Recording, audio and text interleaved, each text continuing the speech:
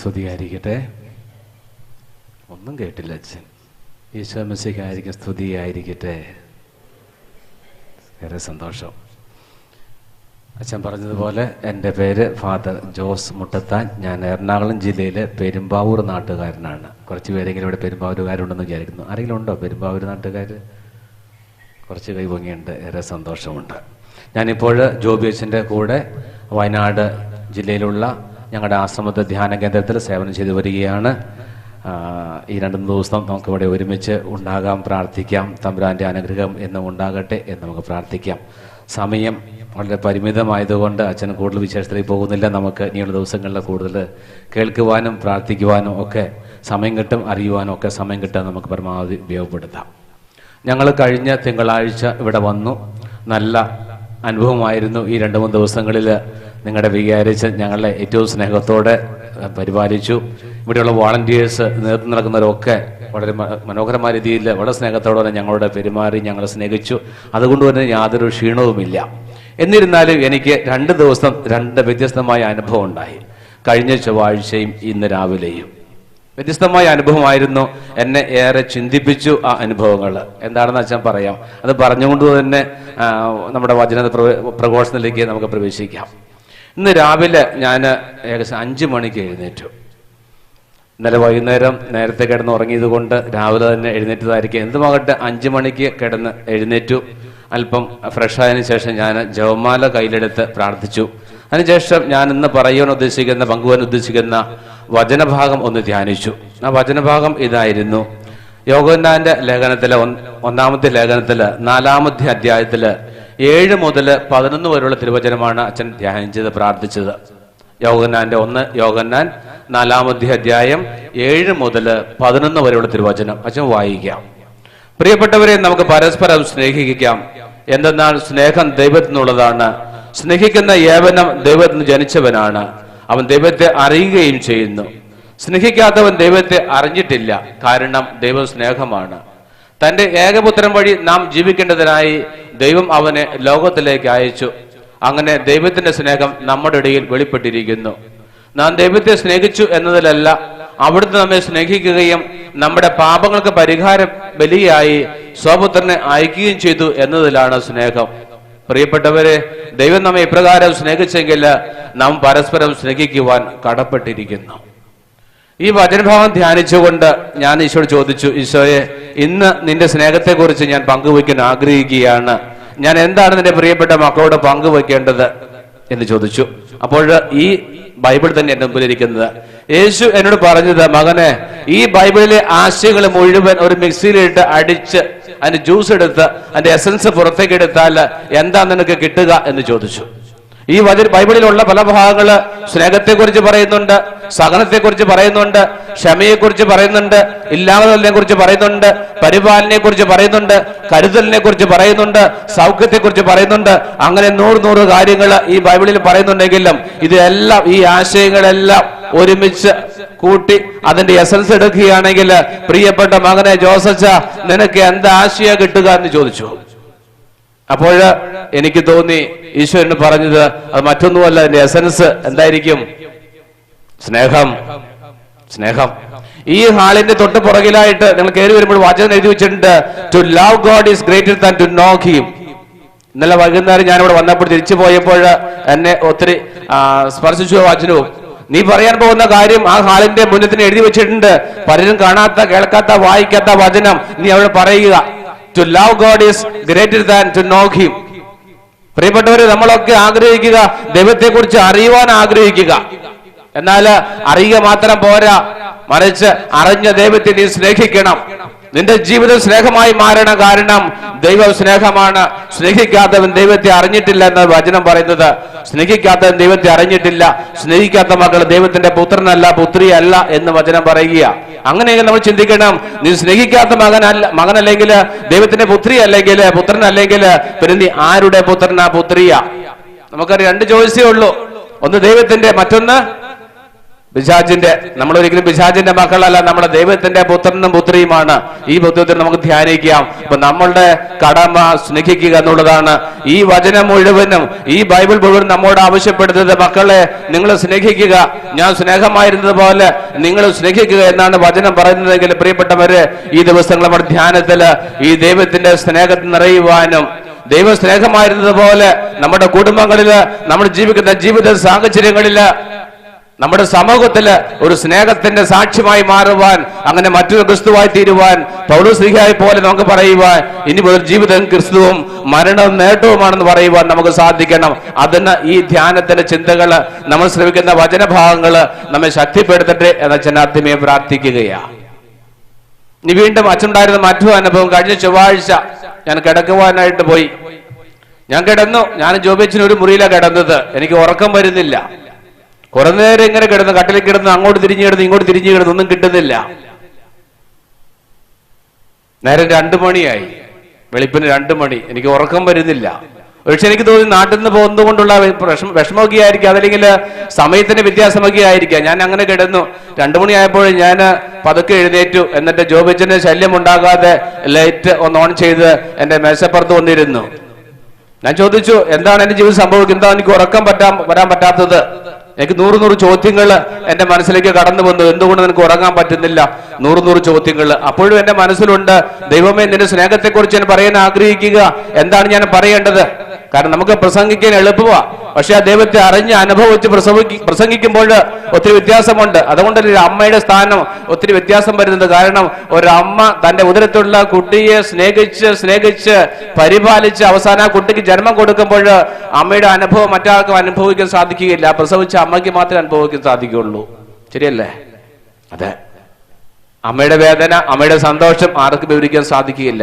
ഞാനും ഇങ്ങനെ ഈ വചനത്തെക്കുറിച്ച് അറിയാൻ വേണ്ടി, ദൈവത്തെക്കുറിച്ച് അറിയാൻ വേണ്ടിയിട്ട്, സ്നേഹത്തെക്കുറിച്ച് അറിയാൻ വേണ്ടിയിട്ടൊക്കെ ധ്യാനിച്ചിരുന്നപ്പോൾ കുറെ ചോദ്യങ്ങൾ ഇങ്ങനെ എന്റെ മനസ്സിലേക്ക് കടന്നു വന്നു. അന്ന് വരെ കടന്നു വരാത്ത ചോദ്യങ്ങൾ രാത്രി 2 മണിക്ക്, നേരം വെളുപ്പം 2 മണിക്ക് എന്റെ മനസ്സിലേക്ക് ഇങ്ങനെ ഒഴുകിക്കൊണ്ടിരിക്കുക. ഞാൻ പെട്ടെന്നൊരു പേന എടുത്തു. ഒരു നുണയും പറയുകയല്ല. ഞാൻ പറയാൻ വന്ന വചനങ്ങൾ മറ്റു പലതുമായിരുന്നു. കാരണം നമ്മളൊക്കെ സാധാരണ ധ്യാനകേന്ദ്രത്തിൽ പോകുമ്പോൾ, ദൈവസ്നേഹത്തെ കുറിച്ച് ധ്യാനിക്കുമ്പോൾ നമ്മൾ കേൾക്കുക, പെറ്റമ്മ നിന്നെ സ്നേഹിക്കുന്ന അധികമായി ഞാൻ നിന്നെ സ്നേഹിക്കുന്നു. നമ്മൾ സാധാരണ കേൾക്കാറുണ്ട്. ഇത് നമ്മൾ പറയും, ഓ, ഇത് എല്ലാ അച്ഛന്മാരും പറയുന്ന കാര്യമാണ്. ഞാനും അങ്ങനെയൊക്കെ ഒരുങ്ങി വന്ന ഈ കാര്യം പറയാൻ വേണ്ടിയിട്ടാ. നിന്റെ പെറ്റമ്മ നിന്നെ സ്നേഹിക്കുന്ന അധികമായിട്ട്, നിനക്ക് ജന്മം നൽകിയ പിതാവ് നിന്നെ സ്നേഹിക്കുന്ന അധികമായിട്ട് ദൈവം നിന്നെ സ്നേഹിക്കുന്നു എന്ന് പറയുവാൻ ഞാൻ ഒരുങ്ങി വന്നത്. അതുപോലെ 100 വചനങ്ങൾ, സ്നേഹവുമായി ബന്ധപ്പെട്ട വചനങ്ങൾ എന്റെ മനസ്സിൽ ഉണ്ട്. ഞാൻ ഒരുങ്ങി വന്നിരുന്നു. പക്ഷേ ഈ രാത്രി 2 മണിക്ക് എഴുന്നേറ്റപ്പോൾ എന്റെ മനസ്സിലേക്ക് കുറെ ചോദ്യങ്ങൾ കടന്നു വന്നു. ആ ചോദ്യങ്ങൾ ഞാൻ അച്ഛൻ കുറിച്ചു വെച്ചു. ഏതാനും ചില ചോദ്യങ്ങൾ അച്ഛൻ നിങ്ങൾ പങ്കുവയ്ക്കാം. ഒന്നാമത് എന്റെ മനസ്സിലേക്ക് ചോദ്യം ഇങ്ങനെയായിരുന്നു, എന്നെയും നിങ്ങളെയും പോലെ ഒരു സ്ത്രീയുടെ ഉദരത്തിൽ വളർന്ന ശിശു യേശു എങ്ങനെ വ്യത്യസ്തനായി മാറി? എന്നെയും നിങ്ങളെയും പോലെ ഒരു സ്ത്രീയുടെ ഉദരത്തിൽ വളർന്ന ഒരു ശിശു അല്ലെങ്കിൽ യേശു എങ്ങനെ വ്യത്യസ്തനായി തീർന്നു? എന്താണ് യേശുവിനെ വ്യത്യസ്തനാക്കിയ ആ കാര്യം? രണ്ടാമത്തെ ചോദ്യം, എന്നെയും നിങ്ങളെയും പോലെ വീടിന്റെ മുറ്റത്ത് ഓടിക്കളിച്ച് വളർന്നു വന്ന യേശുവിനെ എന്തായിരുന്നു വ്യത്യസ്തനാക്കിയത്? നമ്മളൊക്കെ വീടിന്റെ മുറ്റത്ത് ഓടിക്കളിച്ച് വളർന്നു വന്നവരാ. ഇതുപോലെ തന്നെ യേശു ഒരു വീടിന്റെ മുറ്റത്ത് ഓടിക്കളിച്ച് വളർന്നു വന്ന യേശു, പക്ഷെ അവൻ വ്യത്യസ്തനായി മാറി. എന്തായിരുന്നു അതിന്റെ പിന്നിൽ രഹസ്യം? എന്നെ നിങ്ങളെ പോലെ മാതാപിതാക്കന്മാരെ വിധേയപ്പെട്ട് ജീവിച്ച വ്യക്തിയായിരുന്നു ഉണ്ണി ബാലനായ യേശു. പക്ഷെ അവനെ വ്യത്യസ്തനാക്കിയത് എന്തായിരുന്നു? എന്നെയും നിങ്ങളെയും പോലെ പള്ളിയിൽ പോവുകയും പ്രാർത്ഥിക്കുകയും ചെയ്യുന്ന വ്യക്തിയായിരുന്നു യേശു. പക്ഷെ അവനെ എന്തായിരുന്നു വ്യത്യസ്തനാക്കിയത്? എന്നെയും നിങ്ങളെയും പോലെ ഗുരുക്കന്മാരുടെ അടുത്തിരുന്ന് സംശയങ്ങൾ ദൂരീകരിക്കുകയും ചോദ്യങ്ങൾ ചോദിക്കുകയും തർക്കിക്കുകയും ചെയ്തിരുന്ന വ്യക്തിയായിരുന്നു യേശു. പക്ഷെ യേശുവിനെ എന്തായിരുന്നു എന്നിൽ നിന്നും നിന്നിൽ നിന്നും വ്യത്യസ്തനാക്കിയത്? വിയർപ്പിന്റെ മണം അനുഭവിച്ചും വെയിലിന്റെ ചൂടറിഞ്ഞും വിശപ്പിന്റെ അവസ്ഥ അനുഭവിച്ചും ജീവിച്ച വ്യക്തിയാണ് യേശു. നമ്മളൊക്കെ ഇന്നും ചെയ്യുന്നത് ഇതുപോലെ കഷ്ടപ്പെട്ട് ജീവിക്കുന്ന വ്യക്തിയാണ്. പക്ഷേ എന്നിൽ നിന്നും നിങ്ങളിൽ നിന്ന് വ്യത്യസ്തനാക്കുന്ന യേശുവിൽ എന്തോ ഒന്നുണ്ട്. അത് എന്തായിരുന്നു? ഞാൻ രാത്രിയിൽ ചോദിക്കാൻ തുടങ്ങി. പ്രിയപ്പെട്ടവരുടെ ഒറ്റക്കൊടുക്കലും കൂടെ ഉണ്ടാവുന്ന കാര്യത്തിൽ ഇവിടെ തള്ളിപ്പറിച്ചിലും അനുഭവിച്ച യേശു. ഞാനും നിങ്ങളൊക്കെ ഇത് അനുഭവിച്ചതാ. കൂടെ ഉണ്ടാവുന്ന കരുതിയ ജീവിത പങ്കാളി പക്ഷെ ഒരു ദിവസം തള്ളിക്കറഞ്ഞു. കൂടെ ഉണ്ടാവുന്ന പറഞ്ഞ മക്കള് ഒരു ദിവസം തള്ളിക്കളഞ്ഞു. ഇങ്ങനെ നമ്മൾ ജീവിച്ചെങ്കിൽ തന്റെ കൂടെ ഉണ്ടായിരുന്ന പ്രിയപ്പെട്ട ശിഷ്യന്മാരും പ്രിയപ്പെട്ടവരും എല്ലാവരും യേശുവിനെ തള്ളിക്കറഞ്ഞു. എന്നിട്ടും യേശുവിനെ എന്തോ വ്യത്യസ്തനാക്കി. എന്തായിരുന്നു അവനെ വ്യത്യസ്തനാക്കിയത്? മനസ്സാവാച അറിയാത്ത കാര്യത്തിന് ശിക്ഷ അനുഭവിച്ച യേശുവിനെ നമ്മിൽ നിന്ന് വ്യത്യസ്തനാക്കിയത് എന്തായിരുന്നു? നമ്മുടെയൊക്കെ ജീവിതത്തിൽ പലപ്പോഴും ചെയ്യാത്ത കാര്യത്തിന്റെ പേരിൽ പലപ്പോഴും ശിക്ഷ അനുഭവിക്കാറുണ്ട്. ഞാൻ നിങ്ങളൊക്കെ അനുഭവിച്ചിട്ടുണ്ട്. എത്രമാത്രം കണ്ണുനീരെ കുടിച്ചിട്ടുള്ളത്. ചെയ്യാത്ത കാര്യത്തിന്റെ പേരിൽ ഭർത്താവ് ശിക്ഷിച്ചു, മക്കൾ ശിക്ഷിച്ചു, നാട്ടുകാർ ശിക്ഷിച്ചു, അധികാരികൾ ശിക്ഷിച്ചു എന്ന പേരിൽ നമ്മളൊക്കെ വേദനിക്കാറുണ്ട്. പക്ഷെ നമ്മളിൽ നിന്ന് വ്യത്യസ്തനായി ഇതേ അനുഭവം ഉണ്ടായിരുന്ന യേശു എന്താണ് അവനെ വ്യത്യസ്തനാക്കിയത്? അവന്റെ പെരുമാറ്റം എന്തായിരുന്നു? അവനുള്ള പ്രതികരണം എന്തായിരുന്നു? യേശുവിനെ കുറിച്ച് ഇത്തരത്തിലുള്ള ഒത്തിരി ചോദ്യങ്ങൾ എന്റെ മനസ്സിലേക്ക് കടന്നു വന്നു. ഞാൻ ചിന്തിച്ചു, എന്താ ഇത്രമാത്രം ചോദ്യങ്ങൾ മനസ്സിലേക്ക് കടന്നു വരുന്നത്? ഇന്നും എന്റെ യേശുവിനെ എനിക്ക് അനുഭവിക്കാൻ സാധിക്കുന്നില്ലേ? പ്രിയപ്പെട്ടവരെ, ഈ ചോദ്യങ്ങൾക്കെല്ലാം ഒരു ഉത്തരമേ എന്റെ മനസ്സുണ്ടായിരുന്നു. ആ ഉത്തരം സ്നേഹം. സ്നേഹമായിരുന്നു യേശുവിനെ നമ്മിൽ നിന്ന് വ്യത്യസ്തനാക്കി മാറ്റിയത്. ഇത്തരം ജീവിതാനുഭവം ഉണ്ടായപ്പോൾ തള്ളിപ്പറച്ചിലിന്റെ, ഒറ്റപ്പെടുത്തലിന്റെ, വേദനയുടെ, സഹനത്തിന്റെ നിമിഷങ്ങള് യേശുവിന്റെ ജീവിതത്തിലുണ്ടായിരുന്നപ്പോൾ അവനെ നമ്മൾ വ്യത്യസ്തനാക്കിയത് സ്നേഹമായിരുന്നു. കാരണം വചനം പറയുക, യോഹന്നാന്റെ 1-ാമത്തെ ലേഖനത്തില് 4-ാമത്തെ അധ്യായത്തില് 8-ാമത്തെ തിരുവചനം പറയുകയാണ്, ദൈവം സ്നേഹമാണ്. ദൈവം സ്നേഹമാണ്. സ്നേഹിക്കാൻ മാത്രമേ പ്രിയപ്പെട്ടവരെ ദൈവത്തിന് അറിയൂ. സ്നേഹിക്കാൻ മാത്രമേ ദൈവത്തിന് അറിയൂ. അതുകൊണ്ട് ആ യേശു, അവന്റെ പുത്രനായ യേശുവും സ്നേഹമായി മാറി. ആ സ്നേഹമായിരുന്നു അവനെ മറ്റുള്ളവരിൽ നിന്നും വ്യത്യസ്തനാക്കി മാറ്റിയത്. വീണ്ടും അന്ന് രാത്രി തന്നെ ഞാൻ കുറച്ചുകൂടെ ചിന്തിച്ചു, തമ്പുരാനെ, നീ ഇത്രമാത്രം സ്നേഹമാണെങ്കിൽ ഞങ്ങളെ നിന്നിൽ വ്യത്യസ്തനാക്കുന്നത് എന്താണ്? നീ സ്നേഹമായി ജീവിക്കുമ്പോൾ എന്നെയും എന്റെ കൂടെയുള്ളവരെയും നിന്ന് അകറ്റി നിർത്തുന്നത് എന്താണ്? അപ്പോഴും എനിക്ക് ബോധ്യമായി, ഒരു വ്യക്തി ചെയ്യുന്ന ഏതൊരു പ്രവൃത്തി പരിശോധിച്ചാലും അതിന്റെ പിന്നിലെ ചില ലക്ഷ്യങ്ങളുണ്ട്. ഈ ലക്ഷ്യമാണ് എന്നെയും നിങ്ങളെയും തമ്പുരാനിൽ നിന്ന് വ്യത്യസ്തനാക്കുന്നത്. അപ്പൊ പലതരം ലക്ഷ്യങ്ങൾ നമ്മുടെ ഓരോരുത്തരും പ്രവൃത്തിക്ക് പിന്നിലുണ്ടെങ്കിൽ ആ ലക്ഷ്യങ്ങൾ ഞാൻ രണ്ടായിട്ട് തിരിച്ചു. ആ ലക്ഷ്യങ്ങളിൽ ഒന്നാമത്തത് എങ്ങനെയായിരുന്നു? തന്നെ തന്നെ കേന്ദ്രീകരിച്ചുള്ള ലക്ഷ്യം. നമ്മുടെ ഒക്കെ പ്രവൃത്തികളില്, എന്റെയും നിങ്ങളുടെയും ഒക്കെ പ്രവൃത്തികളില് തന്നെ തന്നെ കേന്ദ്രീകരിച്ചുള്ള ഒരു ലക്ഷ്യമുണ്ട്. അങ്ങനെ നമ്മൾ പ്രവർത്തിക്കുമ്പോൾ നമുക്ക് ചിന്ത എന്താ?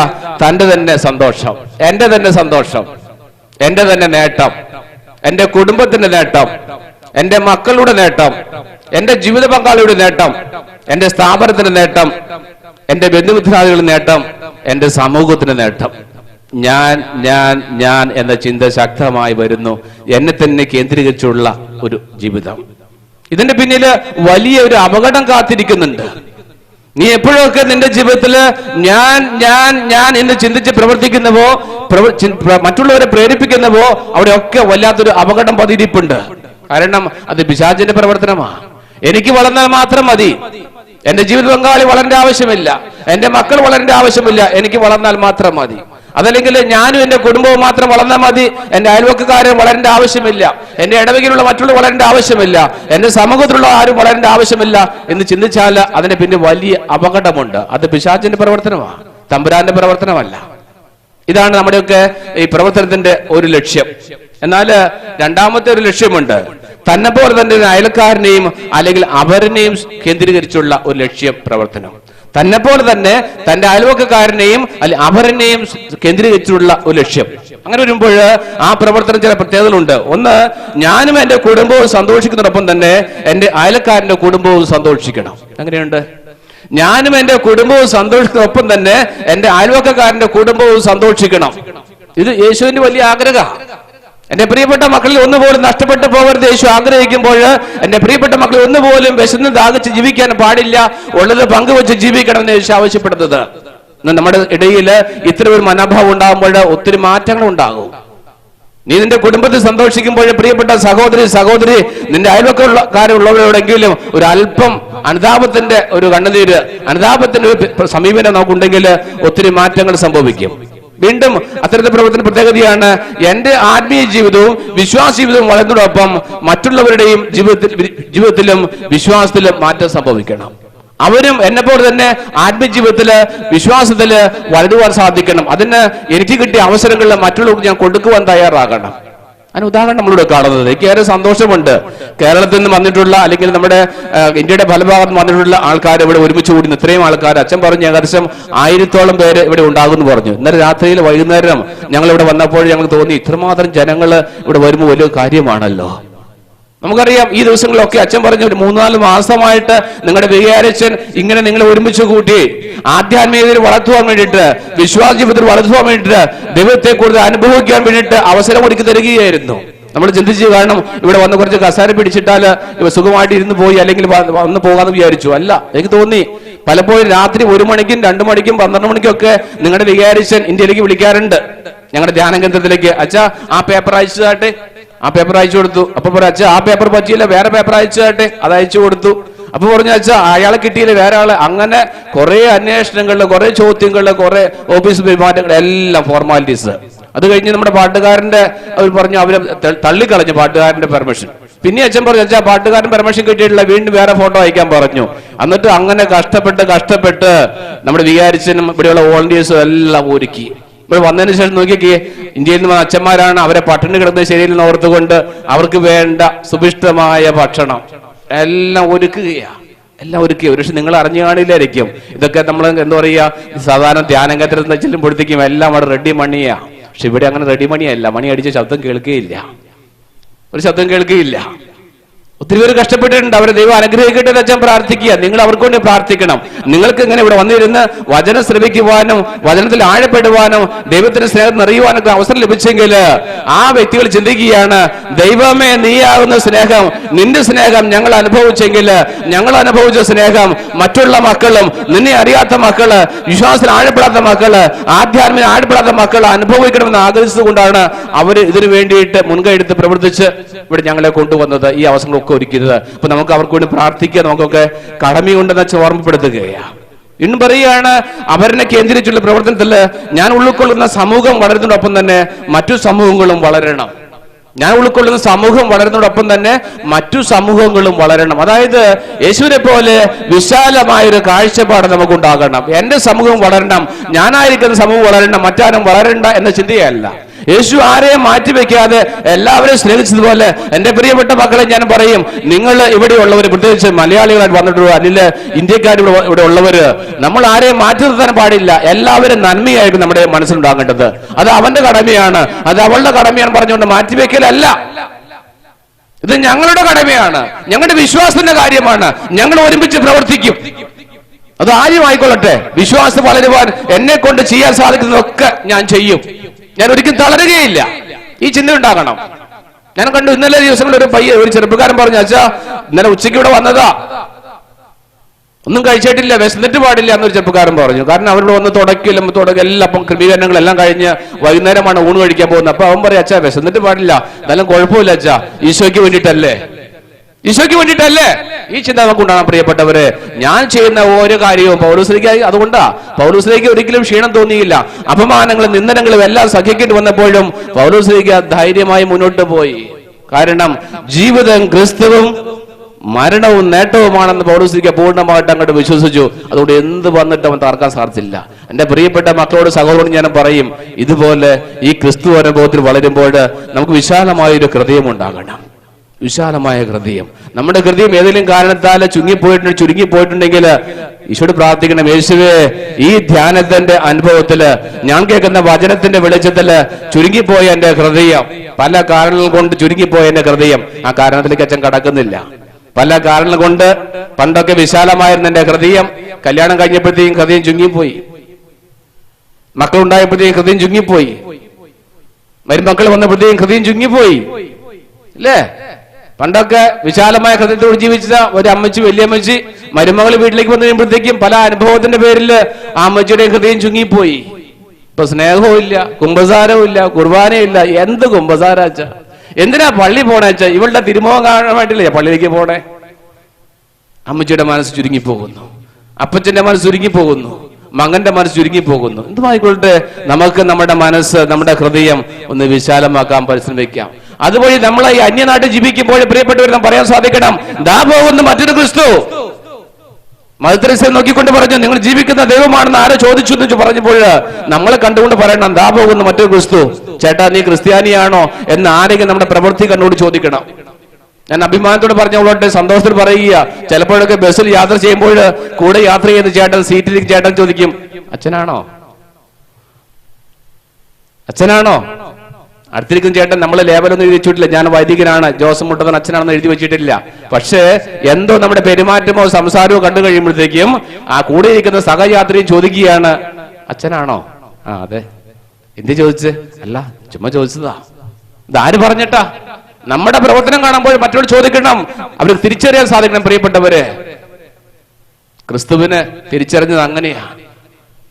അവൻ മറ്റൊന്നും പ്രഘോഷിക്കാൻ പോയില്ല. അവന്റെ ജീവിതം കണ്ടപ്പോൾ ജനങ്ങൾ ഓടിക്കൂടി അവന്റെ സ്നേഹം അനുഭവിച്ചു. ആ അനുഭവിച്ച മക്കൾ പറഞ്ഞു, നീയാണ് യഥാർത്ഥമായ ക്രിസ്തു. പിശാച് പോലും പറഞ്ഞു, ദാവീദിന്റെ പുത്രനായ യേശുവേ, നീ എന്തിനാ ഞങ്ങളുടെ കാര്യത്തിൽ ഇടപെടുന്നെന്ന് ചോദിച്ചു. പിശാച് പോലും ക്രിസ്തുവിനെ തിരിച്ചറിഞ്ഞെങ്കിൽ ഇന്ന് ഈശോയുടെ പ്രിയപ്പെട്ട മക്കൾക്ക് ഈ ക്രിസ്തുവിനെ തിരിച്ചറിയാൻ കഴിയാതെ പോകുന്നത് വലിയ സങ്കടമുള്ള കാര്യമാണ്. അല്ലെങ്കിൽ ഈ യേശുവിന്റെ പ്രിയപ്പെട്ട മക്കളെ യാത്ര ചെയ്യുമ്പോൾ മറ്റുള്ളവർക്ക് ആ മക്കളില് ക്രിസ്തുവിന്റെ സാന്നിധ്യം തിരിച്ചറിയാൻ കഴിയാതെ പോകുന്നത് വലിയ വേദനയുള്ള കാര്യമാണ്. യേശുവിനെ വേദനിപ്പിച്ചത് തന്നെയാ എന്റെ പ്രിയപ്പെട്ട മക്കളുടെ ജീവിതം കണ്ട് വേദനിക്കുന്ന ഒരു സമൂഹം. പരിശുദ്ധ അമ്മ ലാസറേറ്റ് മലയിൽ പ്രത്യക്ഷപ്പെട്ടപ്പോൾ ഇത് അനുഭവമായിരുന്നു. അവിടെയുള്ള ജനങ്ങള് പാപത്തിന്റെ പിന്നാലെ പരക്കം പാഞ്ഞ് നടക്കുകയായിരുന്നു. ഞായറാഴ്ച പള്ളിയിൽ പോലും പോകാൻ സമയമില്ലാതെ ഇറച്ചി കടകളിൽ മറ്റു പല സ്ഥലങ്ങളിലും പോയി ജീവിതം ആസ്വദിച്ചിങ്ങനെ മുന്നോട്ട് പോയിക്കൊണ്ടിരിക്കുകയായിരുന്നു. അവസാനം അവിടെ കൊടും നാശം സംഭവിച്ചു. മഞ്ഞ് വീഴാൻ തുടങ്ങി, കൃഷിയെല്ലാം നശിച്ചു. അവസാനം പറയപ്പെട്ട അമ്മ പ്രത്യക്ഷപ്പെട്ട് പറഞ്ഞു, മക്കളെ ഇനിയെങ്കിലും ഒന്ന് മാനസാന്തരപ്പെട്, ഈ പോക്ക് എങ്ങോട്ടാ പോകുന്ന എന്ന് പറഞ്ഞുകൊണ്ട് പരിശുദ്ധ അമ്മ ലാസറേറ്റ് മലയില് കണ്ണുനീർ വാർത്ത് പ്രാർത്ഥിച്ചു. അവിടെ മാനസാന്തരം കൊണ്ട് പ്രാർത്ഥിച്ചു. നമുക്ക് പ്രാർത്ഥിക്കാൻ സാധിക്കണം. നമ്മുടെ ജീവിതത്തില് ഈ ചുരുങ്ങിയ മനസ്സ് ഒന്ന് മാറിയിട്ട് വിശാലമായ ഹൃദയം, ഞാൻ എല്ലാവരെയും കളിയാക്കുന്നതല്ല, നമ്മളൊക്കെ വിശാലമായ ഹൃദയമാണ്. ഇനി ആരുടെയെങ്കിലും ജീവിതത്തില് പല കാരണങ്ങൾ കൊണ്ട് ഹൃദയം ചുരുങ്ങിപ്പോയിട്ടുണ്ടെങ്കിൽ, വിശ്വാസ ജീവിതത്തിൽ മന്ദീഭവിച്ചു പോയിട്ടുണ്ടെങ്കിൽ നമുക്ക് പ്രാർത്ഥിക്കാൻ സാധിക്കും. ദൈവമേ, ഞങ്ങളുടെ ഹൃദയത്തെ ഒന്ന് വിശാലമാക്കണമെന്ന് നമുക്ക് പ്രാർത്ഥിക്കുവാനായിട്ട് സാധിക്കണം. വീണ്ടും ഈ അപരനെ കേന്ദ്രീകരിച്ചിട്ടുള്ള പ്രവർത്തനത്തിലും കാണുന്നത്, താൻ രക്ഷിക്കപ്പെടുന്നതോടൊപ്പം തന്നെ മറ്റുള്ളവരും രക്ഷിക്കപ്പെടണം. താൻ രക്ഷിക്കപ്പെടുന്നതോടൊപ്പം തന്നെ മറ്റുള്ളവരും രക്ഷിക്കപ്പെടണം. പ്രിയപ്പെട്ട സഹോദരൻ, നിന്റെ ജീവിതത്തിൽ രക്ഷയുടെ അനുഭവം നിനക്കുണ്ടായെങ്കിൽ നീ മറ്റുള്ളവരെ ആ രക്ഷയുടെ അനുഭവത്തിലേക്ക് നീ ക്ഷണിക്കണം. അതിനുവേണ്ടി നിന്നെ കൊണ്ട് ചെയ്യാവുന്നതെല്ലാം നീ ചെയ്യണം. ഒരു സമയത്ത് സാവൂള് തമ്പുരാൻ അകന്ന് ക്രിസ്തു മതത്തെ ക്രിസ്ത്യാനികളെ പീഡിപ്പിച്ചുകൊണ്ടിരുന്ന സാവൂള് ക്രിസ്തുവിനെ അനുഭവിച്ചു കഴിഞ്ഞപ്പോൾ അവനെ എല്ലാം മാറ്റിവെച്ചു. അവന്റെ പഴയ ജീവിത രീതി എല്ലാം മാറ്റിവെച്ച് എല്ലാവരെയും ക്രിസ്തുവിലേക്ക് ക്ഷണിച്ചു. വരുവിൻ, വന്ന് അനുഭവിക്കുവിൻ. ഞാൻ അനുഭവിച്ചറിഞ്ഞ ക്രിസ്തുവിന് നിങ്ങൾ അനുഭവിക്കുവിൻ. അവൻ തരുന്ന രക്ഷയുടെ അനുഭവത്തിലേക്ക് നിങ്ങൾ കടന്നു വരുവിൻ. നിത്യജീവന്റെ അനുഭവത്തിലേക്ക് നിങ്ങൾ പ്രവേശിക്കും പറഞ്ഞുകൊണ്ട് പൗലോസ് ജീവിക്കുവാൻ തുടങ്ങി. അവിടെ കഷ്ടപ്പാടുണ്ടായിരുന്നു, തകർച്ചയുണ്ടായിരുന്നു. പക്ഷെ അതെല്ലാം പൗലോസ് അവഗണിച്ചു. ക്രിസ്തുവിന്റെ സ്നേഹത്തെ പറ്റി ഒത്തിരി അസൗകര്യം ഉണ്ടായിരുന്നു, നിന്ദനം ഉണ്ടായിരുന്നു. അതെല്ലാം പൗലോസ്ലീഹ തള്ളിക്കളഞ്ഞു. ക്രിസ്തുവിന്റെ സ്നേഹത്തിൽ നിന്ന് ആർക്കും എന്നെ തോൽപ്പിക്കാൻ സാധിക്കുകയില്ല എന്ന് പൗലോസ്ലീഹയ്ക്ക് ബോധ്യമായി. അവൻ അനുഭവിച്ചു. ഞാൻ പറയും, പൗലോസ്ലീഹയ്ക്ക് ആ രക്ഷയുടെ അനുഭവം ഉണ്ടായിരുന്നെങ്കിൽ എന്നേക്കൊക്കെ തന്നെ പ്രിയപ്പെട്ട മക്കൾക്കും ഈ രക്ഷയുടെ അനുഭവം ഉണ്ടാകുമ്പോൾ ഇന്ന് ധ്യാനത്തിൽ വരാൻ സാധിക്കാത്ത മക്കളോട് നിങ്ങൾ പറയണം, പ്രിയപ്പെട്ട മക്കളെ, ക്രിസ്തു തരുന്ന രക്ഷയുടെ അനുഭവത്തിലേക്ക് നമുക്ക് കടന്നു ചെല്ലാം. മാറി നിൽക്കരുത്. പലതിന്റെയും പേരില് നിങ്ങൾ മാറി നിൽക്കും. ജോലിയുടെ പേരില്, യാത്രാ സൗകര്യത്തിന്റെ പേരില്, മറ്റു പലതിന്റെ പേരിൽ നിങ്ങൾ മാറി നിൽക്കും. ചിലപ്പോൾ ചില ഇഷ്ടപ്പെടായ മുകളിൽ മാറി നിൽക്കും. അത് അങ്ങനെയല്ല, എനിക്ക് പറ്റുകയില്ല, എന്റെ ഇഷ്ടത്തിന് നടന്നില്ല പറഞ്ഞാൽ മാറി നിൽക്കും. മാറി നിൽക്കാനുള്ളതല്ല. നിങ്ങൾ പറയണം, നീ ക്രിസ്തുവിനെ അനുഭവിച്ചിട്ടുണ്ടെങ്കിൽ, ക്രിസ്തുവിന്റെ സ്നേഹം അനുഭവിച്ചിട്ടുണ്ടെങ്കിൽ ആ ക്രിസ്തുവിന്റെ സ്നേഹത്തിലേക്ക് നിന്റെ സഹോദരന്, നിന്റെ സഹോദരി നീ കൊണ്ടുവരണം. അപ്പോഴാണ് നീ ഒരു ക്രിസ്ത്യാനിയായിട്ട് മാറുന്നത്. മാമോദിസ വെള്ളം തലയിൽ ചാടിയത് മാത്രം ഒരു വ്യക്തി ക്രിസ്ത്യാനിയാകുന്നില്ല. പണ്ടൊരു പെൺകുട്ടി പറഞ്ഞു, ഒരു സ്ത്രീ പ്രസവിച്ചാൽ അമ്മയാകൂല എന്ന ഒരു പെൺകുട്ടി എന്നോട് പറഞ്ഞു. ഇരിങ്ങാലക്കുടയില് ഞാൻ കോളേജിൽ ക്ലാസ് എടുക്കാൻ പോയപ്പോൾ ഇങ്ങനെ യൂത്തിനുള്ള ക്ലാസ് ആയിരുന്നു. അപ്പോൾ ഞാൻ ചോദിച്ചു, ഒരു സ്ത്രീ എപ്പോഴും അമ്മയാകുന്നേ? സാധാരണഗതിയിൽ നമ്മളൊക്കെ പറയുന്നത് പ്രസവിച്ച ഒരു സ്ത്രീ അമ്മയാവാൻ നമുക്ക് പഠിച്ചേക്കുന്നേ. പക്ഷെ ഈ പെൺകുട്ടി പറഞ്ഞു, അച്ഛാ, പ്രസവിച്ചുകൊണ്ടൊന്നും ഒരു സ്ത്രീ അമ്മയാവൂല. പിന്നെ എപ്പോഴാ മോളെ? ജീവിക്കുമ്പോ. അങ്ങനെയാണോ? ജീവിക്കുമ്പോ അവൾ പ്രസവിച്ച് ആ കുഞ്ഞിനെ വളർത്തി വലുതാക്കി ഒരമ്മ നൽകേണ്ട എല്ലാ സ്നേഹവും പരിലാളനയും കൊണ്ട് ജീവിക്കുമ്പോഴാണ് ആ കുട്ടി ആ സ്ത്രീയെ അമ്മേ എന്ന് വിളിക്കുന്നത്. ഏത് വീട്ടിലാണ് ഇങ്ങനെ ഒരു സ്ത്രീ ഒരു കുട്ടിയെ പ്രസവിച്ച് വേണ്ട സ്നേഹം കൊടുത്ത് വളർത്തി വലുതാക്കിയിട്ടുണ്ട്? ആ കുട്ടിയുടെ അമ്മയെ നമ്മൾ വിളിക്കുന്നത് നമുക്ക് അനുഭവിക്കാൻ അറിയാൻ പറ്റും. അമ്മേ, എന്താ മോനെ? ആ മറുപടിയും കാണാം. നേരെ തിരിച്ചുമുണ്ട്. നേരെ തിരിച്ചും പെറ്റമ്മയെ അമ്മയെന്ന് വിളിക്കുന്നവരും മറ്റു പല ഭാഷകൾ ഉപയോഗിക്കുന്നത് അച്ഛൻ പറയുന്നില്ല. നിങ്ങൾക്ക് സുപരിചിതമായ ചില ഭാഷകളൊക്കെ ഉണ്ട്. ഇനി അറിയാത്ത ഭാഷ അച്ഛൻ പഠിപ്പിക്കുന്നില്ല. കാരണം നിങ്ങൾ കുറെ വർഷമായിട്ട് ഇന്ത്യയിൽ നിങ്ങൾ പോന്നേക്കാണല്ലോ. പല സൗകര്യത്തിൽ നിന്ന് പെറ്റ അമ്മയെ ജന്മം കൊടുത്ത പിതാവിനെ മറ്റു പല മോഡേൺ വാക്കുകൾ ഉപയോഗിച്ചൊക്കെ ഇന്ന് ആൾക്കാർ വിളിക്കാറുണ്ട്, മക്കൾ വിളിക്കാറുണ്ട്. അതുകൊണ്ട് തന്നെ ഇന്ന് കേരളത്തില് അല്ല ഇന്ത്യയില് അനാഥ മന്ദിരങ്ങളുടെ എണ്ണമൊക്കെ ഒത്തിരി കൂടി വന്നുകൊണ്ടിരിക്കുക. നിങ്ങളും ചിലപ്പോൾ കേട്ട് കാണും അല്ലേ? പല സ്ഥലങ്ങളിലും അല്ലെങ്കിൽ ജില്ലയുടെ പല ഭാഗങ്ങളിൽ നിന്ന് അനാഥ മന്ദിരങ്ങളുടെ എണ്ണം കൂടി വന്നുകൊണ്ടിരിക്കുക. സ്നേഹം കുറഞ്ഞു പോകുന്നത് കൊണ്ട്, സൗകര്യം പോലെ ചിലപ്പോഴൊക്കെ മനുഷ്യരെ കുട്ടികൾക്ക് ജന്മം കൊടുക്കുന്നത് കൊണ്ട് പലപ്പോഴും ഈ അമ്മയും മക്കളും നമ്മൾ ബന്ധം നഷ്ടപ്പെട്ടു പോകുന്നു, സ്നേഹിക്കാൻ കഴിയാതെ വരുന്നു. തിരക്കേറിയ യാത്രയിലൊക്കെ പലപ്പോഴും ഈ അമ്മയുടെ മക്കളുമായി ബന്ധം നഷ്ടപ്പെട്ടു പോകുന്നു. മക്കളും മാതാക്കളും നമ്മൾ ബന്ധം നഷ്ടപ്പെട്ടു പോകുന്നു. 5 വർഷം മുമ്പ് ഒരു പെൺകുട്ടി എന്നോട് പറഞ്ഞു, അച്ഛാ എന്റെ കുട്ടി എന്റെ മുഖത്തേക്ക് നോക്കുന്നില്ല അച്ഛാ, എന്റെ മോൻ എന്റെ മുഖത്തേക്ക് നോക്കുന്നില്ല. അതെന്താ മോള്, നിന്റെ തന്നെ കുട്ടിയല്ലേ? അതേ അച്ഛാ, ഞാൻ പ്രസവിച്ചതാ, പിന്നെന്താ മുഖത്തേക്ക് നോക്കാതെ? അത് പറ്റിയെന്നറിയാമോ അച്ഛാ, പ്രസവിച്ച് 40 ദിവസം കഴിഞ്ഞപ്പോൾ എനിക്ക് ജോലിക്ക് പോകേണ്ടി വന്നു. എവിടേക്ക് മോളെ? ഗൾഫിലേക്ക്. എന്നിട്ട് എന്ത് പറ്റി? ഞാൻ ഈ കുട്ടിയെ അമ്മയുടെ കയ്യിലേക്ക് കുരങ്ങ് കുട്ടിയെ കൊടുക്കുന്ന മാതിരി അമ്മേനെ ഏൽപ്പിച്ചിട്ട് ഞാൻ ഇങ്ങോട്ട് പോകുന്നു വെച്ചാ. എന്നിട്ട് അമ്മ പലപ്പോഴും എന്റെ ഫോട്ടോ എടുത്ത് കുട്ടിയെ കാണിക്കുമായിരുന്നു. മോനെ ഇതാ നിന്റെ അമ്മ, ഇതാ അമ്മ. ഫോട്ടോ തിരിച്ചു മറിച്ചോക്കും. കുട്ടി ഇങ്ങനെ അങ്ങോട്ടും നോക്കും, ഇങ്ങനെ ഈ എന്താ പറയാ റോബോട്ട് നോക്കുന്ന മാതിരി ഇട്ട് നോക്കും. അതിന് വീണ്ടും ഈ അമ്മ തിരിച്ചു ചെന്നു, മോനെ ഞാനതിന്റെ അമ്മ, ഒത്തിരി സമ്മാനങ്ങളുമായിട്ടാ ചെന്നത്. പക്ഷെ കുട്ടി അമ്മയെ തിരിച്ചറിഞ്ഞില്ല. കുട്ടി പറഞ്ഞു, ഇതുപോലെ എത്രയോ സ്ത്രീകൾ എന്റെ അടുത്തോട് വന്നു പോയിട്ടുണ്ട്, അവരിലേതൊരു സ്ത്രീ. പക്ഷെ ഈ സ്ത്രീക്ക് ഇത് ഉൾക്കൊള്ളാൻ സാധിച്ചില്ല. അവൾ കരഞ്ഞുകൊണ്ട് വന്നു, അച്ഛാ ഒന്ന് പ്രാർത്ഥിക്കണം, എന്റെ കുട്ടിക്ക് വേണ്ടി പ്രാർത്ഥിക്കണം. ഞാൻ മുഖാന്തരം എന്റെ കുട്ടിക്ക് കിട്ടേണ്ട സ്നേഹം, ഒരു അമ്മയുടെ സ്നേഹം കിട്ടിയിട്ടില്ല എന്നുണ്ടെങ്കിൽ അച്ഛാ എന്റെ കുട്ടിക്ക് ഒരിക്കലും മുറിവുണ്ടാകാൻ പാടില്ല. അച്ഛാ പ്രാർത്ഥിക്കണം. ഒരു അമ്മയുടെ സ്നേഹം കിട്ടാതെ പോകുമ്പോൾ മക്കൾക്കുണ്ടാകുന്ന വേദന. പ്രിയപ്പെട്ടവരെ, രണ്ടാമത്തെ അച്ഛൻ പറഞ്ഞ ഈ അപരനെ കേന്ദ്രീകരിച്ചുള്ള ഒരു ജീവിതമാണ് യേശു വിഭാവന ചെയ്തത്. അതുകൊണ്ടാണ് ലൂക്കായുടെ സുവിശേഷത്തില് 10-ാമത്തെ അധ്യായത്തില് 25-27 തിരുവചനത്തിൽ നമ്മൾ വായിക്കുന്നുണ്ട്.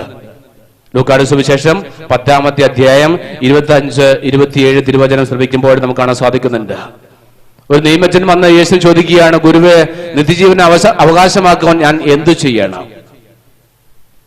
യേശു പറഞ്ഞു, നിന്റെ ദൈവമായ കർത്താവിനെ പൂർണ്ണ ആത്മാവോടും പൂർണ്ണ മനസ്സോടും പൂർണ്ണ ഹൃദയത്തോടും സ്നേഹിക്കുക.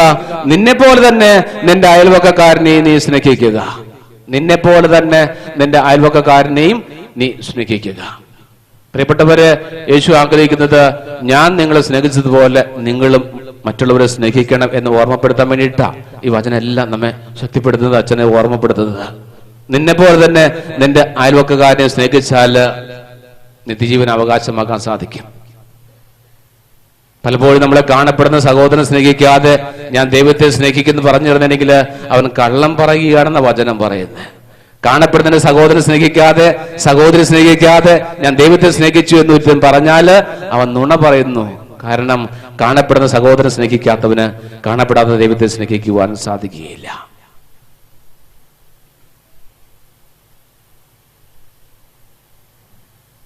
ഒരിക്കല് ഒരു യുവ സൈനികൻ, ഇംഗ്ലണ്ടില് ഒലിവർ ക്രോവൽ എന്ന് പറയുന്ന രാജാവ് രാജ്യം ഭരിക്കുന്ന സമയത്ത് ഉണ്ടായ കഥയാണെന്ന് പറയുന്നത്. അദ്ദേഹം ഏതൊരു കുറ്റം ചെയ്തു. ആ കുറ്റത്തിന്റെ പേരിൽ ഈ യുവ സൈനികനെ വധിക്കുവാനായിട്ട് വിധിച്ചു. വിധിവാചകം എങ്ങനെയായിരുന്നു? നാളെ സന്ധ്യമണി അടിക്കുന്ന സമയത്ത് ഇവനെ വധിക്കുക. നാളെ സന്ധ്യമണി അടിക്കുന്ന സമയത്ത് ഇവനെ വധിക്കുക. നല്ല സൈനികനായിരുന്നു. പക്ഷെ എന്തോ കുറ്റത്തിന്റെ പേരിലാണ് ഇങ്ങനെ ഒരു വധശിക്ഷയ്ക്ക് അവന് ഇടപെടേണ്ടി വന്നത്. ഗ്രാമത്തിലുള്ളവർ ഈ വാർത്ത എറിഞ്ഞ് വളരെയേറെ വിഷമിച്ചു.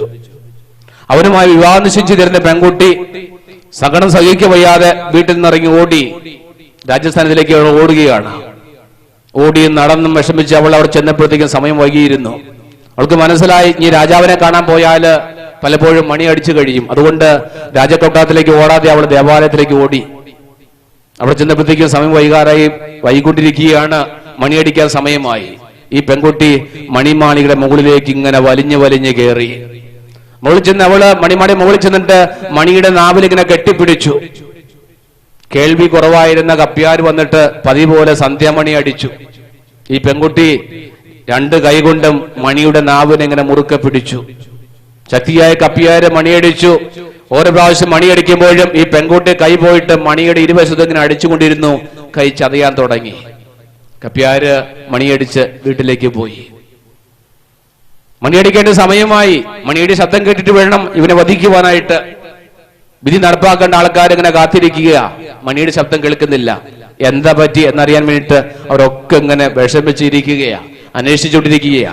അപ്പോഴാണ് ഈ പെൺകുട്ടി മണിമാളിൽ മോളിൽ നിന്ന് താഴേക്ക് ഇറങ്ങി കീറിപ്പറഞ്ഞ വസ്ത്രവുമായിട്ട് ചോര ഒലിക്കുന്ന കൈകളുമായിട്ട് ഇവരുടെ അടുത്തേക്ക് കടന്നു വരുന്നത്. അവർ ചോദിച്ചു, നീ ആരാ? നിനക്ക് എന്ത് പറ്റി? നിന്റെ പ്രശ്നം എന്താണ്? അപ്പോൾ പറഞ്ഞു, രാജാവേ, എന്റെ വസ്ത്രം കണ്ടോ?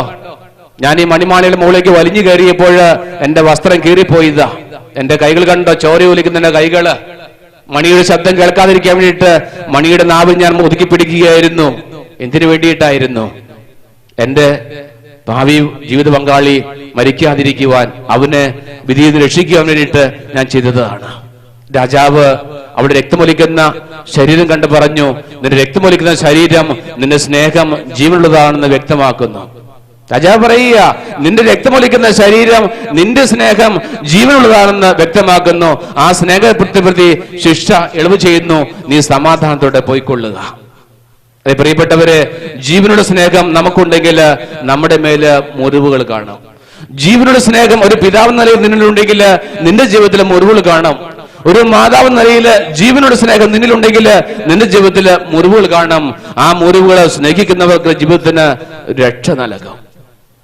ആ മുറിവുകള് ജീവിക്കുന്നവരുടെ ജീവിതത്തിന് രക്ഷ നൽകും. നമുക്ക് കാണാൻ സാധിക്കും, എന്നോട് നിങ്ങളോടുള്ള സ്നേഹത്തെ പ്രതി ജീവനുള്ള സ്നേഹം തന്ന കമ്പരാന്റെ ജീവിതത്തില് മുറിവുകൾ നമ്മൾ കാണാൻ സാധിക്കും. പാഷൻ ഓഫ് ക്രൈസ്റ്റ് സിനിമ നിങ്ങളെല്ലാം കണ്ടു കാണാം. സഹിക്കൂല്ല, പെറ്റര അമ്മ പോലും സഹിക്കൂല്ല കർത്താവേ എന്നൊരു വല്യമ്മച്ചി പറഞ്ഞു. പാഷൻ ഓഫ് ക്രൈസ്റ്റ് സിനിമ കാണിച്ചുകൊണ്ടിരുന്നിട്ട് ധ്യാനകേന്ദ്രത്തിൽ വെച്ച് കാണിച്ചപ്പോൾ ഒരു അമ്മച്ചി പുറത്തേക്ക് വന്ന് പറഞ്ഞു, എന്റെ അച്ഛോ, ഏത് പിള്ളേരാ ഈശോയെ അങ്ങനെ കാണിച്ച്? ഒരു പെറ്റ അമ്മ പോലും സഹിക്കൂല, അതുപോലെ അവിടെ കുത്തിക്കീറി കളഞ്ഞല്ലോ. കാരണം യേശുവിന്റെ ശരീരത്തിൽ അതുപോലെ മുറിപ്പാടുകൾ കണ്ടിങ്ങനെ രക്തം ഒലിച്ചുകൊണ്ടിരിക്കുക. അമ്മച്ചി ആദ്യമായിട്ട് എങ്ങനെ പടം കാണുന്നത്? പാനപുസ്തകത്തിലും അല്ലെങ്കിൽ കുരിശിന്റെ വഴിയിലൊക്കെ വായിച്ചിട്ടുണ്ട്, രക്തം വാർന്നൊഴിക്കുന്നൊക്കെ. പക്ഷെ ഇങ്ങനെ നേരിൽ കണ്ടിട്ടില്ല. പശുക്കളെ കൊല്ലുന്നത് പോലെയോ അല്ലെങ്കിൽ മൃഗങ്ങളെ കൊല്ലുന്നത് പോലെയോ ഒക്കെ അങ്ങനെ ആകെ അവശനാക്കി യേശു ശരീരത്തിൽ കൂടി രക്തം ഒലിക്കുന്നത് കണ്ടപ്പോൾ അമ്മച്ചി പറ, എന്റെ അച്ഛോ, ഏത് പിള്ളേരാ യേശുവിനെ അങ്ങനെ ആക്കി തീർത്തെ? കഷ്ടമായി പോയില്ലോ. ഒരു മനസാക്ഷിയില്ലേ പിള്ളേർക്ക്? പ്രിയപ്പെട്ടവരെ, യേശു നമ്മെ സ്നേഹിക്കുവാൻ വേണ്ടിയിട്ട ഇത്തരത്തിലുള്ള മുറിവുകൾ വരുത്തിയത് നമ്മൾ സ്നേഹത്തെ പ്രതി. അതുകൊണ്ടാണ് യെശയ്യാ പ്രവാചകന്റെ പുസ്തകത്തില് 53-ാമത്തെ അധ്യായത്തില് 5-ാമത്തെ തിരുവചനം നമ്മൾ വായിക്കുന്നത്, നമ്മുടെ അതിക്രമങ്ങൾക്ക് വേണ്ടി അവൻ മുറിവേൽപ്പിക്കപ്പെട്ടു, നമ്മുടെ അകൃത്യങ്ങൾക്ക് വേണ്ടി ക്ഷതങ്ങൾ ഏൽപ്പിക്കപ്പെട്ടു, അവന്റെ മേലുള്ള ശിക്ഷ നമുക്ക് രക്ഷ നൽകി, അവന്റെ ക്ഷതങ്ങളാൽ നമുക്ക് സൗഖ്യം പ്രാപിച്ചു. ഹല്ലേലൂയ, ഹല്ലേലൂയ എന്ന് പറഞ്ഞേ. ഹല്ലേലൂയ, വലതുകൈ ഹല്ലേലൂയ, ഹല്ലേലൂയ. പ്രിയപ്പെട്ടവരെ, സമയം കിട്ടുമ്പോൾ ഈ വചനം ഒന്ന് വായിക്കണം. പലപ്പോഴും നമ്മൾ ഈ നോമ്പുകാലത്തിന്റെ അരുവിയിൽ ഇന്നലെ നമ്മൾ നെറ്റിയിൽ കുരിശൊക്കെ വരച്ചുകൊണ്ട് ചാരം പൂശിക്കൊണ്ടൊക്കെ പോയി. എന്തിനു വേണ്ടിയിട്ടാ? ആർക്ക് വേണ്ടിയിട്ടാ? പണ്ട് മുതൽ ഇങ്ങനെ പള്ളിയിൽ ചടങ്ങുള്ളത് കൊണ്ട് അല്ല, മറിച്ച് എന്റെ ജീവിതത്തിൽ ചില ഓർമ്മകൾ ഇങ്ങനെ പൊങ്ങി പൊങ്ങി വരിക. എനിക്ക് വേണ്ടിയിട്ട് മുറിവേൽപ്പിക്കപ്പെട്ട തമ്പുരാൻ, എനിക്ക് വേണ്ടി കുരിശു തൂക്കി മരിക്കപ്പെട്ട തമ്പുരാൻ, അവന്റെ ഓർമ്മ ആചരിച്ചുകൊണ്ട് അവന്റെ നൊമ്പരങ്ങളെ വീണ്ടും ധ്യാനിച്ച് എന്റെ ജീവിതത്തിന്റെ ഭാഗമാക്കി മാറ്റുകയാ. അവൻ എനിക്ക് വേണ്ടി വേദനിച്ചെങ്കിൽ ഇന്ന് എന്റെ ജീവിതത്തിൽ അവനെ പോലെ വേദനിക്കേണ്ട അവസ്ഥ വരുമ്പോൾ എന്നെ വീണ്ടെടുക്കുവാൻ വേണ്ടിയിട്ട് അവൻ വേദനിച്ചെങ്കിൽ എന്റെ കുടുംബത്തിലുള്ളവര്, എന്റെ നാട്ടിലുള്ളവര്, എന്റെ കൂടെയുള്ളവര് വീണ്ടെടുക്കാൻ വേണ്ടിയിട്ട് എനിക്കുണ്ടാകുന്ന സഹനങ്ങള് സന്തോഷപൂർവ്വം എന്റെ ക്രിസ്തുവിനെ പോലെ ഞാനും സ്വീകരിക്കും. Hallelujah, hallelujah, hallelujah. സാധിക്കണം മക്കളെ, ഈ ചിന്ത നമ്മൾ ശക്തമാകണം. അതുകൊണ്ട് ഞാൻ പറയും മക്കളെ, എന്തെല്ലാം മറന്നുപോയാലും ഒരിക്കലും മറക്കരുതാത്തൊരു കാര്യമാണ് ക്രിസ്തു എനിക്കും നിനക്കും വേണ്ടി, എന്റെയും നിന്റെയും പാപങ്ങൾക്ക് വേണ്ടി മുറിവേൽപ്പിക്കപ്പെട്ടു. അല്ലെങ്കിൽ മനുഷ്യനെ മുറിവേൽക്കേണ്ട യാതൊരു ആവശ്യമില്ല. ഈ നോമ്പുകാലത്ത് പ്രിയപ്പെട്ട സഹോദരങ്ങളെ ധ്യാനിക്കണം. നമുക്ക് വേണ്ടി മുറിവേൽപ്പിക്കട്ട ക്രിസ്തു. അങ്ങനെയെങ്കിൽ നമുക്കൊരു കടപ്പാടിന് പ്രിയപ്പെട്ടവരെ, അവന് വേണ്ടി ജീവിക്കുക. ക്രിസ്തു മരിച്ചത് എനിക്കും നിനക്കും വേണ്ടിയിട്ടാണെങ്കിൽ എനിക്കും നിനക്കൊരു കടമയുണ്ട്. അവന് വേണ്ടി ജീവിക്കുക, അവന് വേണ്ടി സാക്ഷ്യത്തിന്റെ ജീവിതം നയിക്കുക നമ്മുടെ കടമയാ പ്രിയപ്പെട്ടവരെ. എത്ര പേർക്ക് സാധിക്കും? ക്രിസ്തു എനിക്ക് വേണ്ടി മരിച്ചെങ്കിൽ അവന് വേണ്ടി ജീവിക്കാൻ തയ്യാറാണ്. എനിക്ക് സാധിക്കുമോ? ചിന്തിക്കണം പ്രിയപ്പെട്ടവരെ, ബോധ്യം മനസ്സിൽ വരണം. പൗലോസ്ലീഹയെ പ്രേരിപ്പിച്ചത്, പൗലോസ്ലീഹയ്ക്ക് ആ ബോധ്യം വന്നു, ഈ മനുഷ്യൻ എനിക്ക് വേണ്ടിയാ ജീവിച്ചേ, ഈ മനുഷ്യനെ രക്ഷപ്പെടുത്തുവാൻ വേണ്ടി എവിടേക്ക് വന്നത്. ഈ ബോധ്യം വന്ന പൗലോസ്ലീഹ സാവുകള് അവന്റെ ജീവിതത്തിൽ ആകമാനം മാറി. ജീവിതം മുഴുവൻ അവൻ ഈശോയ്ക്ക് വേണ്ടി കാഴ്ചവെച്ചു. ഒരു എന്നെ കേൾക്കുന്ന പ്രിയപ്പെട്ട സഹോദരന്മാര് പറയും, അച്ഛാ ഈശോയ്ക്ക് വേണ്ടി ജീവിക്കുന്നുണ്ട്, ഞങ്ങളുടെ കുടുംബം രക്ഷപ്പെടണ്ടേ അച്ഛാ, മക്കൾക്ക് ഭക്ഷണം കൊടുക്കണ്ടേ അച്ഛാ, അച്ഛൻ ജോലി ചെയ്യേണ്ടെന്ന് പറയുന്നില്ല.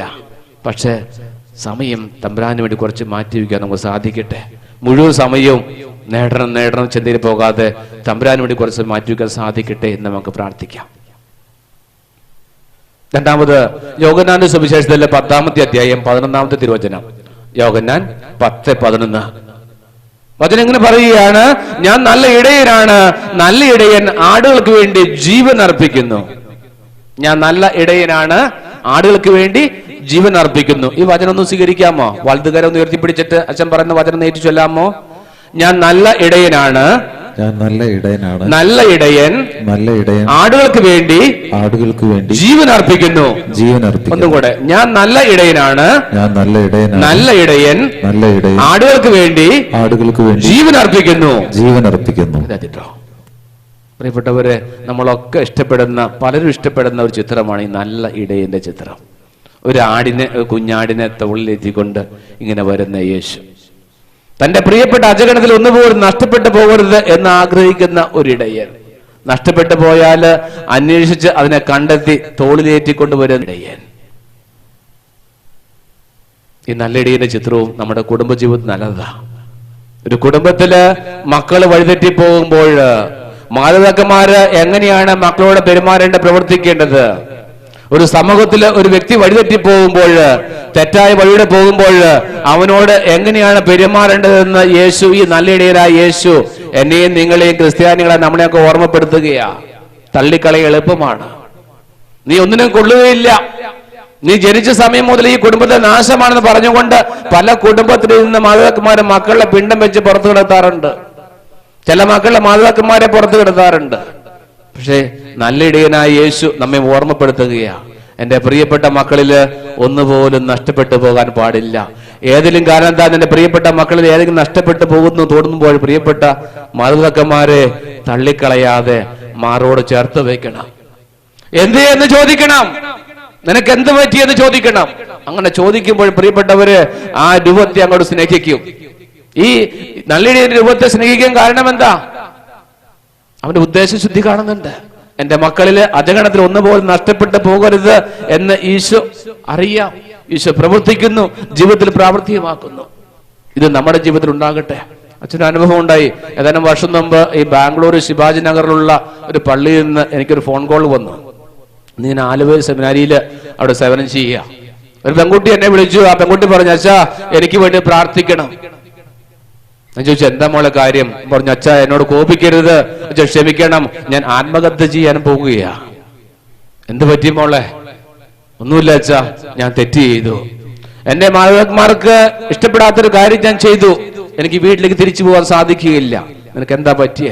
അച്ഛാ ഞാന് അവിഹിത ഗർഭം ധരിച്ച വ്യക്തിയാ. നേഴ്സിംഗിന് പഠിക്കാൻ പോയി ഞാനാ. പക്ഷേ ചില കാരണങ്ങളാൽ ചില ബന്ധങ്ങൾ ഏർപ്പെട്ടു പോയി. ഞാൻ ഇപ്പോൾ ഗർഭിണിയാണ് അച്ഛാ. ഇനി എനിക്ക് വീട്ടിലേക്ക് പോകാൻ സാധിക്കുകയില്ല. മരിക്കാൻ തീരുമാനിച്ചു. ഞാൻ ചോദിച്ചു, നീ ഇപ്പൊ എവിടെയാ? ഞാൻ ബാംഗ്ലൂർ എവിടെയാ? ശിവാജി നഗറിലെ പള്ളിയില്.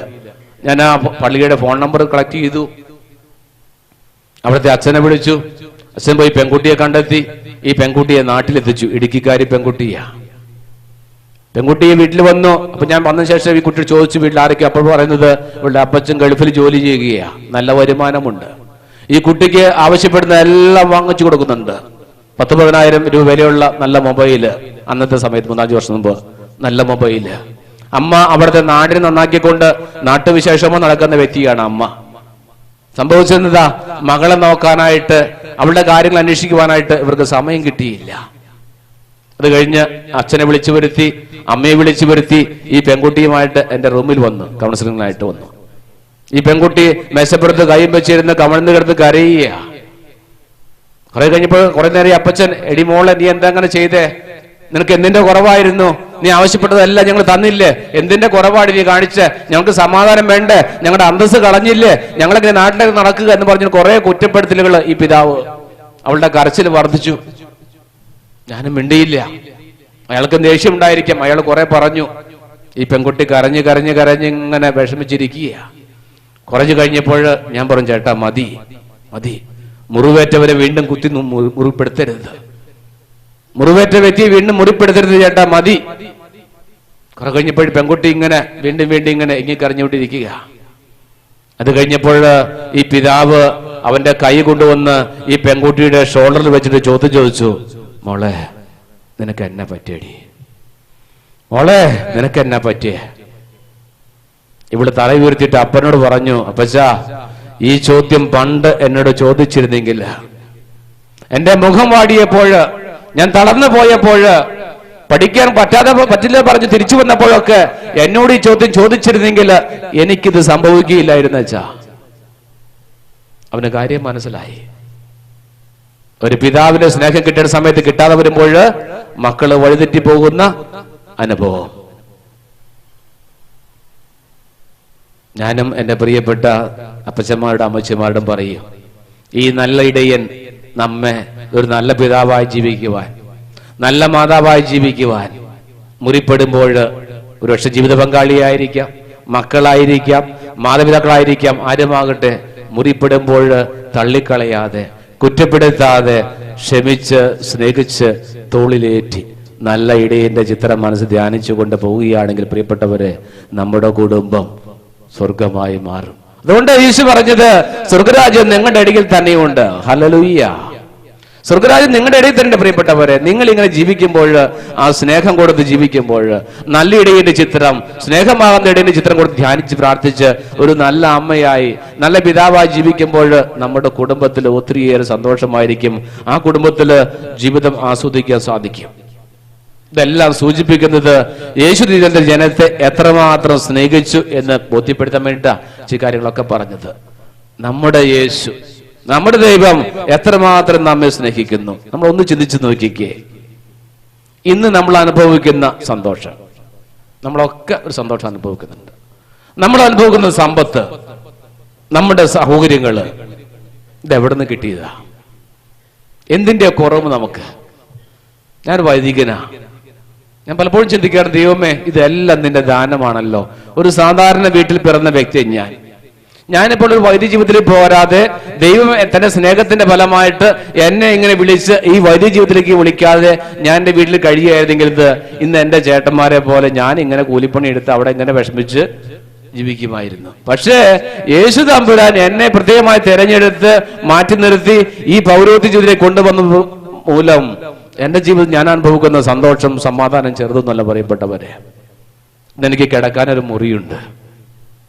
എത്ര പേരാ ഒരു മുറിയില്ലാതെ തലചാക്കി ഇടമില്ലാതെ ജീവിക്കുന്നത്? അപ്പൊ ഞാൻ ഭാഗ്യവാനല്ലേ? ആണോ? ആണ്. ഉച്ചയാകുമ്പോഴേ വിശക്കുന്ന സമയത്ത് ഊണുമുറിയിൽ കയറി ചെന്നെങ്കിൽ കുശിനിക്കാരൻ അച്ഛന്മാർക്ക് വേണ്ട ഭക്ഷണം അവർ ഒരുക്കി വെച്ച് ചൂടാറാതെ നല്ല കാസറോളിൽ എടുത്തു വെച്ചിട്ടായിരിക്കും. പഴുകഞ്ഞി പോലും കുടിക്കാനില്ലാതെ എത്രയോ മക്കളാ നമ്മുടെ നാട്ടില് ജീവിക്കുന്നേ. ഞാൻ ഭാഗ്യവാനാണോ? ആണോ? ആണ്. നാട്ടില് മത്തിമേലും മേടിക്കാൻ പൈസ ഇല്ലാതെ ചില മക്കൾ വിഷമിക്കുമ്പോൾ എന്റെ ഊണുമേശ ചിലപ്പോൾ നല്ല മുള്ളില്ലാത്ത മീനൊക്കെ ചിലപ്പോൾ ആൾക്കാരെ കൊണ്ടുതരും. അച്ഛനല്ലേ കഴിച്ചോട്ടെ, പാപമല്ലേ, മുള്ളില്ലാത്ത മീൻ നോക്കിയിട്ട്. മുള്ളുകൊണ്ട് അച്ഛന്റെ വായലും മുറിഞ്ഞെങ്കിലോ ഇത് സ്നേഹം നോക്കിക്ക്. ആൾക്കാരുടെ സ്നേഹം. കിലോമീറ്ററുകളോളം നടന്ന് അവശനായി ആൾക്കാരെ ഒരു സ്ഥലത്തേക്ക് പോകുമ്പോൾ എനിക്ക് യാത്ര ചെയ്യാൻ വണ്ടിയുണ്ട്. വെയിലിന്റെ ചൂടറിഞ്ഞ് ജനങ്ങള്, സാധാരണ മനുഷ്യര് പാറമടയിൽ ജോലിയെടുത്ത് ജീവിക്കുമ്പോൾ എനിക്ക് ചൂടധികമാണെന്നും ആകുമ്പോൾ ചൂട് കുറയ്ക്കാൻ വേണ്ടിയിട്ട് AC കാറുണ്ട്. ഒന്നുമില്ല കേട്ടോ, കാറുണ്ട്. നമുക്കൊക്കെ ചിലപ്പോൾ ഉണ്ടായിരിക്കും, നിങ്ങൾക്കൊക്കെ ഉണ്ടായിരിക്കാം. ചൂട്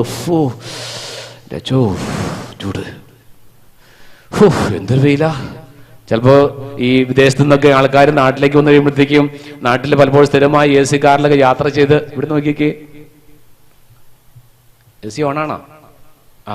AC ഒരു പ്രശ്നവും ഇല്ല. വചനം കേൾക്കുവാനായിട്ട് എയർ കണ്ടീഷണർ റൂമിൽ ഇങ്ങനെ നമുക്ക് എല്ലാ സൗകര്യങ്ങളും ഉണ്ട്. കോട്ടയിൽ ധ്യാനകേന്ദ്രത്തിൽ പോയിട്ടുണ്ടെങ്കിൽ, ഡിവൈൻ ധ്യാനകേന്ദ്രത്തിൽ പോയിട്ടുണ്ടെങ്കിൽ, അല്ലെങ്കിൽ സെഹിവല്ലിൽ പോയിട്ടുണ്ടെങ്കിൽ നല്ല ചൂട് വരുന്ന സമയത്ത് ഇങ്ങനെ വിശ്രത്തിട്ട് ഇങ്ങനെ വീശിക്കൊണ്ടിരിക്കുക ആൾക്കാർ. എന്റെ ദൈവമേ, എന്നാലും ഈ ചെവി ഇങ്ങനെ തുറന്നു പിടിക്കും. എന്തിനാ ഇങ്ങനെ വീശിയാലും വേണ്ടില്ല, വചനം ഒന്നും നഷ്ടപ്പെടാൻ പാടില്ല. എത്ര ചൂട് വന്നാലും ഞാൻ കേൾക്കുന്ന വചനം ഒന്നും നഷ്ടപ്പെടാൻ പാടില്ല. എത്രമാത്രം ദീർഘ യാത്ര ചെയ്താലും എനിക്ക് പ്രശ്നമല്ല. എന്തിന്റെ കുറവ്? നമ്മുടെ പൂർവിക മുജ്ജനം ജന്മത്തിന്റെ എന്താ പറയാ, ജീവിതത്തിന്റെ ഫലമാണ് ഞങ്ങളൊക്കെ അനുഭവിക്കുന്ന ഈ സന്തോഷം, അല്ലെ? എന്തുമായിക്കോട്ടെ ചിന്തിക്കുക പ്രിയപ്പെട്ടവർ. ഞാൻ ചിന്തിക്കാറുണ്ട്, ദൈവമേ, ഈ പൗരോഹിത്യ ജീവിതം അനുഭവിക്കുവാനായിട്ട് എന്നെ വിളിച്ചത് എന്റെ വലിയൊരു ഭാഗ്യമാണ്. ദൈവമേ, എന്നെ പോലെ തന്നെ ഈ സന്തോഷം അനുഭവിക്കുവാൻ ഒത്തിരി മക്കളെ നീ ഇടയാക്കണമെന്ന് ഞാൻ പ്രാർത്ഥിക്കാറുണ്ട്. നിങ്ങളും പ്രാർത്ഥിക്കണം, ദൈവമേ, ഞങ്ങൾ അനുഭവിക്കുന്ന ഈ സന്തോഷം. ഒരു സാധാരണ കുടുംബത്തിൽ പിറന്ന ഞങ്ങള് എങ്ങനെയൊക്കെയോ ഇവിടെ വരാൻ സാധിച്ചു. അത്യാവശ്യം ഭേദപ്പെട്ട ഒരു ജീവിതം നയിക്കാൻ പറ്റുന്നുണ്ട്. ദൈവമേ നന്ദി. നീ കൂപ്പിപ്പിടിച്ച കൈ മാത്രം പോരാ, ഈ ജനം അതിരം കൊണ്ട് എന്നെ ബഹുമാനിക്കുന്നു, എന്നാൽ ഇവിടെ ഹൃദയം ഇതിൽ നിന്ന് വളരെ ദൂരെയാണെന്ന് തമ്പുരാൻ പറഞ്ഞതുപോലെ അത് നമ്മെ കുറിച്ച് ആകാൻ പാടില്ല. കൂപ്പിപ്പിടിച്ച കരം മാത്രം പോരാ, ജീവിക്കണം, ജീവിക്കണം. നീ നിന്റെ ദൈവത്തെ അനുഭവിച്ചെങ്കിൽ, ആ സ്നേഹം അനുഭവിച്ചെങ്കിൽ, പ്രിയപ്പെട്ടവരെ, ആ സ്നേഹത്തിലേക്ക് നീ മറ്റുള്ളവരെ കൂട്ടിക്കൊണ്ടുവരണം. ആരെയും മാറ്റി നിർത്താൻ പാടില്ല. അപ്പോഴാണ് ദൈവത്തിന്റെ സ്നേഹം പൂർണ്ണമാകുകയുള്ളൂ. ഇപ്രകാരം നമ്മെ സ്നേഹിച്ചു കൊടുക്കുന്ന ദൈവത്തിന് ഒരു ആഗ്രഹമുണ്ട് എന്ന് അച്ഛൻ നിങ്ങളെ അറിയിക്കാൻ ആഗ്രഹിക്കുക. ഇപ്രകാരം എന്നെയും നിങ്ങൾ സ്നേഹിച്ച ദൈവത്തിന്, സ്നേഹിക്കുന്ന ദൈവത്തിന്റെ ഉള്ളില് ഒരു വലിയ ആഗ്രഹമുണ്ട്. മുസ്ലിംസിന്റെ ഭാഷ പറഞ്ഞ ഒരു പെരുത്ത ആഗ്രഹം. യോഹന്നാന്റെ സുവിശേഷത്തില് 13:35 പറയുന്നുണ്ട്. യോഹന്നാന്റെ സുവിശേഷം 13:35 അതിനെങ്ങനെ പറയുക? ഞാൻ നിങ്ങളെ സ്നേഹിച്ചതുപോലെ നിങ്ങളും പരസ്പരം സ്നേഹിക്കുവിൻ. Hallelujah, hallelujah. വചനം സ്വീകരിക്കാമോ? വലതു കൈ ഉയർത്തി. ഞാൻ നിങ്ങളെ സ്നേഹിച്ചതുപോലെ നിങ്ങളും പരസ്പരം സ്നേഹിക്കുവിൻ. നിങ്ങളും പരസ്പരം ഒന്നുകൂടെ, ഞാൻ നിങ്ങളെ സ്നേഹിച്ചതുപോലെ നിങ്ങളും പരസ്പരം സ്നേഹിക്കുവിൻ. നിങ്ങളും പരസ്പരം സ്നേഹിക്കുവിൻ. തയ്യാറാണോ? യേശു സ്നേഹിച്ചതുപോലെ സ്നേഹിക്കുവാൻ തയ്യാറാണോ? വേണ്ട, ഒരു കുറച്ചുകൂടി കുറയ്ക്കാം. കാരണം നിങ്ങൾ പറയാ അങ്ങനെ സ്നേഹിക്കാൻ പോയാൽ മിക്കവാറും കുരിശുമരം ഉറപ്പാ. എന്നെ കുരിശിലേക്ക് എന്റെ മക്കള് ജീവിത പങ്കാളി പെരുവഴിയിലാകും. അതുകൊണ്ട് അത്രയും വേണ്ട, സംഭവിച്ചു. ഒരു കുറച്ചുകൂടെ കുറച്ചിട്ട് ഒരു 75% ആൾക്കാർ പറയും അത്രയും വേണം അച്ഛൻ, 50 ആക്കാൻ പാടില്ലേ? പണ്ട് ആരണ്ട് കുരിശിന് വഴിക്ക് പോകാൻ നേരത്തെ അച്ഛൻ പറഞ്ഞിരുന്നുകൊണ്ട് എല്ലാവരും കുരിശ് കൊണ്ടുവരാൻ പറഞ്ഞു. അവസാനം ഇങ്ങനെ എല്ലാവരും ചിലരൊക്കെ വലിയ കുരിശ് എടുത്തു. അവസാനം ചിലർ വിചാരിച്ചു ഇങ്ങനെ ചെറിയ കുരിശ് മതി. അങ്ങനെ ഏറ്റവും ചെറിയ കുരിശ് അന്വേഷിച്ച് പോയി. കടയിൽ പോയി, ചേട്ടാ കാരണം സൗകര്യത്തിനെ അച്ഛൻ ചോദിച്ചു എല്ലാവരും കുരിശ് കൊണ്ടുവന്നിട്ടുണ്ടോ എന്ന് പറയുമ്പോൾ ഊ അച്ഛാ എടുത്തേ. ചേട്ടൻ പോക്കറ്റ് കൈ എടുത്തിട്ട് ഒരു കുഞ്ഞു കുരിശ് ഓക്കെ. തമ്പുരാൻ നിനക്ക് വേണ്ടിയിട്ട് പ്രിയപ്പെട്ട മക്കളെ വലിയ കുരിശ് ചുവന്നുകൊണ്ട് വീണ് മുട്ടെല്ലാം തകർന്ന് ശരീരം തകർന്ന് അവൻ കുരിശുമലയിലേക്ക് യാത്ര ചെയ്തു, മലമുകളിലേക്ക് യാത്ര ചെയ്തു.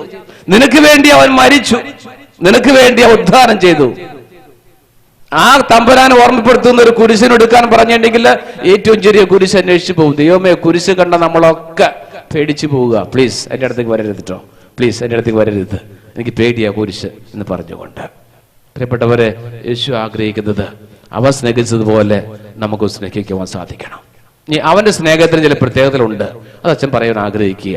സാധാരണ നമ്മളൊക്കെ ധ്യാനത്തിന് പോകുന്ന സമയത്ത് സാധാരണ ദൈവത്തിന്റെ സ്നേഹത്തെ കുറിച്ച് പറയുമ്പോഴത്തേക്കും നമ്മളൊക്കെ കേൾക്കുന്ന ഒന്നും കാര്യമാണ്, ഈ പെറ്റമ്മ തന്നെ വന്നാൽ ഞാൻ മറക്കുകയില്ല, എന്റെ സ്നേഹം സുസ്ഥിരമാണ്, അജലമാണ് എന്നിങ്ങനെയുള്ള കുറേ വചനം നമ്മൾ കേൾക്കാറുണ്ട്. അത് കേട്ടിട്ടുള്ളതുകൊണ്ട് അല്പം ഒന്ന് അച്ഛൻ മാറി ചിന്തിക്കുക. സാധാരണക്കാരന്റെ പച്ചയായ ഭാഷയിൽ അച്ഛൻ ചില കാര്യങ്ങൾ ഈ സ്നേഹത്തിന്റെ, യേശുവിന്റെ സ്നേഹത്തിന്റെ പ്രത്യേകതകൾ പറയുക. കാരണം അച്ഛനൊരു 5-8 വർഷമായിട്ട് ഫാമിലി കൗൺസിലിംഗ് ശുശ്രൂഷയിൽ സേവനം ചെയ്യുക. അപ്പൊ ഇങ്ങനെ വരുന്ന സമയത്ത് ഈ കൗൺസിലിംഗ് വരുന്ന ചേട്ടന്മാരും ചേച്ചിമാരും പച്ചയായ ഭാഷയിൽ ചില വേദനകൾ എൻ്റെ അടുത്ത് പങ്കുവയ്ക്കാറുണ്ട്. പച്ചയായ ഭാഷയിൽ ചില സ്നേഹത്തിന്റെ കാര്യങ്ങൾ എന്നോട് പങ്കുവയ്ക്കാറുണ്ട്. അതുകൊണ്ട് നമ്മളൊക്കെ സാധാരണക്കാരായ മനുഷ്യരാണ്. സിംഗപ്പൂരിലാണെങ്കിലും സാധാരണ മനുഷ്യരാണ്, എളിയ മനുഷ്യരാണെന്ന് കണ്ടുകൊണ്ട് തന്നെ ഈ പച്ചയായ ഭാഷയിൽ ഞാൻ ചില ഈ തമ്പുരാന സ്നേഹത്തിന്റെ ചില അടയാളങ്ങൾ, പ്രത്യേകതകൾ ഞാൻ നിങ്ങളോട് പറയാൻ ആഗ്രഹിക്കുക. 10 പ്രത്യേകതകൾ അച്ഛൻ പറഞ്ഞ 10 കൽപ്പന ഒന്ന് ഓർത്തിരുന്നത് കഴിയുമ്പോൾ അച്ഛൻ ചോദിക്കൂട്ടോ. ജോബിച്ചൻ പറഞ്ഞ് ചോദ്യം ചോദിക്കരുതെന്ന് പറഞ്ഞു. എന്നാലും ചിലപ്പോഴെങ്ങാനും ഞാൻ ഈ ധ്യാനം കഴിഞ്ഞിട്ട് എപ്പോഴും കാണുമ്പോഴെങ്ങാനും ചോദിക്കാൻ സാധ്യത ഇല്ലായികയില്ല. അതിന്റെ പേരിൽ ഒന്ന് മനസ്സിൽ കുറിച്ചു വെക്കുക. പേനയും പേപ്പറിലുള്ളവരെ കുറിച്ചു വെക്കുക, ഇല്ലാത്തവര് മനസ്സിലെങ്കിലും കുറിച്ചു വെക്കുക. എന്തായിരുന്നു ആ പച്ചയായ സ്നേഹത്തിന്റെ പ്രത്യേകത? ഒന്നാമത്തേത്, തന്നേക്കാൾ അധികമായി അവരനെ സ്നേഹിക്കുന്ന, അവരുടെ വേദനയോർത്ത് വേദനിക്കുന്ന യേശു. തന്നേക്കാൾ അധികമായി അവരനെ ഓർത്ത് വേദനിക്കുന്ന യേശുവിന്റെ സ്നേഹം. തന്നേക്കാൾ അധികമായി അവരന്റെ വേദനയെ ഓർത്ത് വേദനിക്കുന്ന യേശുവിന്റെ സ്നേഹം. ഇത് മനസ്സിലാക്കണമെങ്കിൽ യോഹന്നാന്റെ സുവിശേഷത്തില് 11-ാമത്തെ അധ്യായത്തില് 33-35 തിരുവചനങ്ങൾ നമ്മളൊക്കെ ധ്യാനിക്കുമ്പോൾ മനസ്സിലാക്കാൻ സാധിക്കും. നമ്മൾ വിചാരിക്കും യേശുവിന് ഇത്തരത്തിലുള്ള കണ്ണുനീരൊന്നും ഇല്ല, അവൻ വലിയ മനുഷ്യനാണ്, ദൈവത്തിന്റെ പുത്രനാണ്, ഈ വേദനയൊന്നും പ്രശ്നമല്ല, പുഷ്പം പോലെയാന്ന് വിചാരിക്കും. അവൻ ആരെങ്കിലും വേദന കണ്ടുകഴിഞ്ഞാൽ അവന് വേദനിക്കുകയില്ല എന്നൊക്കെ ചിന്തിക്കുമായിരിക്കും. പക്ഷേ ഇവിടെ കാണുന്നുണ്ട് ലാസറിന്റെ മരണത്തെ കുറിച്ച് പറയുന്നത്. ലാസർ മരിച്ചു എന്ന് കേട്ടപ്പോൾ യേശു അവർ വീട്ടിലേക്ക് കടന്നു വരികയാ. യേശു വീട്ടിലേക്ക് കടന്നു വരികയാ. അവിടെ മർത്തായും മറിയമുണ്ട്. മർത്ത മറിയത്തോട് പറഞ്ഞു, മറിയം ദേ യേശു വന്നിട്ടുണ്ട്. അടുത്തേക്ക് ചെന്നു. വിവരങ്ങളെല്ലാം മറിയം പറഞ്ഞു. യേശു വല്ലാതെ അസ്വസ്ഥനായി. അവന് കരയുക. ഒരു വ്യക്തിയുടെ വേർപാടില് വേദനിക്കുന്ന യേശു. അത് നമ്മുടെ ഇന്നത്തെ നാട്ടില്, നമ്മുടെയൊക്കെ നാട്ടില് അമ്മായിമ്മ മരിച്ചു കഴിയുമ്പോഴത്തേക്കും വരുമ്പോൾ ഒരു കരച്ചിലാ കഴിയുന്നുണ്ട്. എന്നിട്ട് ആ ശവപ്പെട്ടി പിടിച്ചിട്ട് എന്റെ അച്ഛോ അമ്മാമ്മയെ കൊണ്ടുപോയില്ല അച്ഛോ എന്ന് പറഞ്ഞു ശവപ്പെട്ടിയെ പിടിച്ച് വലിച്ച് കുലുക്കി എന്റെ മേശയുടെ അടിയിലെ കാലിലോട് തട്ടും കൊടുക്കും.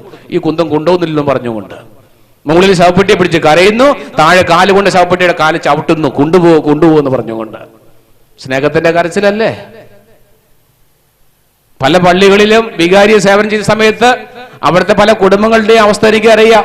അത് കഴിഞ്ഞാൽ കുടുംബത്തില് വല്യപ്പച്ചനോ വല്യമ്മച്ചോ മരിച്ചു കഴിയുമ്പോൾ ചിലപ്പോഴും ഭാര്യ ആയിരിക്കും, ചില ഭർത്താവ് മരിച്ചു കഴിയുമ്പോഴത്തേക്കും അവന്റെ ഭാര്യ ഭർത്താവിന് പച്ചവെള്ളം കൊടുക്കാതെ, കുളിപ്പിക്കാതെ, ഭക്ഷണം കൊടുക്കാതെ, വെള്ളം പോലും കൊടുക്കാതെ, ഈ സാധനം എന്തെങ്കിലും മരിച്ചാൽ മതിയായിരുന്നു അച്ചോ, നാണക്കെട്ടിട്ട് പാടില്ല അച്ചോ എന്ന് പറഞ്ഞുകൊണ്ട് ചില അമ്മച്ചിമാര് എന്ന് പറയും. കേൾക്കല്ലേ പറ്റുള്ളൂ.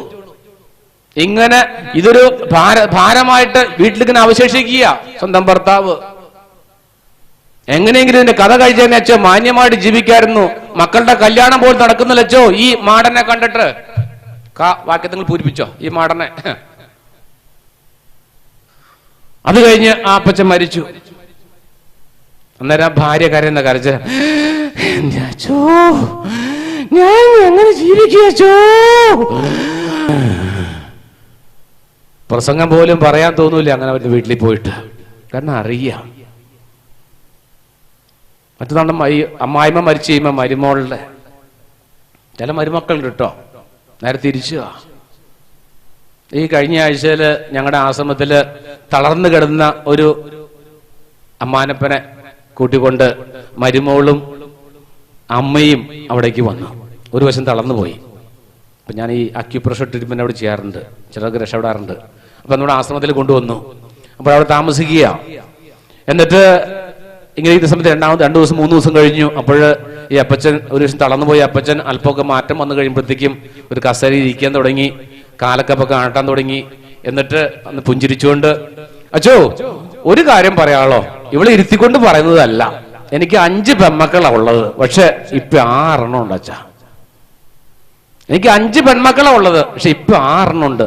ഓർണേതാ ഇത് വെച്ചാ കാര്യം. മരുമോളൊക്കെ ആണെങ്കിലും മോൻ കെട്ടിക്കൊണ്ട് വന്നാണെങ്കിലും എന്റെ 5 മക്കളെക്കായും ഭേദ അച്ഛ ഇവള്. എന്റെ 5 മക്കളെയും ഭേദ. ഞാൻ ഇരുത്തിക്കൊണ്ട് പറയുന്നതല്ല. കാരണം ആ അപ്പച്ചന്റെ കൂടെയായി മരുമകള്.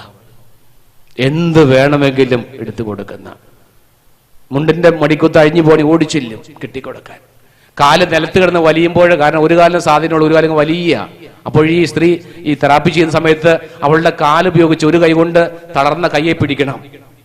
എന്നിട്ട് ഈ മരുമകള് ഒരു കാലുപയോഗിച്ച് ഈ അമ്മാനപ്പന്റെ കാലിങ്ങനെ പൊക്കി കൊടുക്കും. ഒരമ്മ തന്റെ കുട്ടിയെ നടക്കാനായിട്ട് ഇങ്ങനെ പഠിപ്പിക്കുന്നത് പോലെ മരുമകള് അപ്പറ്റന്റെ കാലിന്റെ ഉള്ളിലേക്ക്, കാലിന്റെ അടിയിൽ, കാൽപാദത്തിന്റെ അടിയിൽ സ്വന്തം കാല് വെച്ച് ഈ കാല് പൊക്കിക്കൊടുത്ത്, അപ്പച്ച നടക്ക്, അപ്പച്ച നടക്ക്, അപ്പച്ച നടക്ക്. നാളെ അപ്പച്ചൻ മരിക്കാനിടയായാല് അവളും കറിയും, അച്ഛാ എന്റെ അപ്പച്ച പോയി.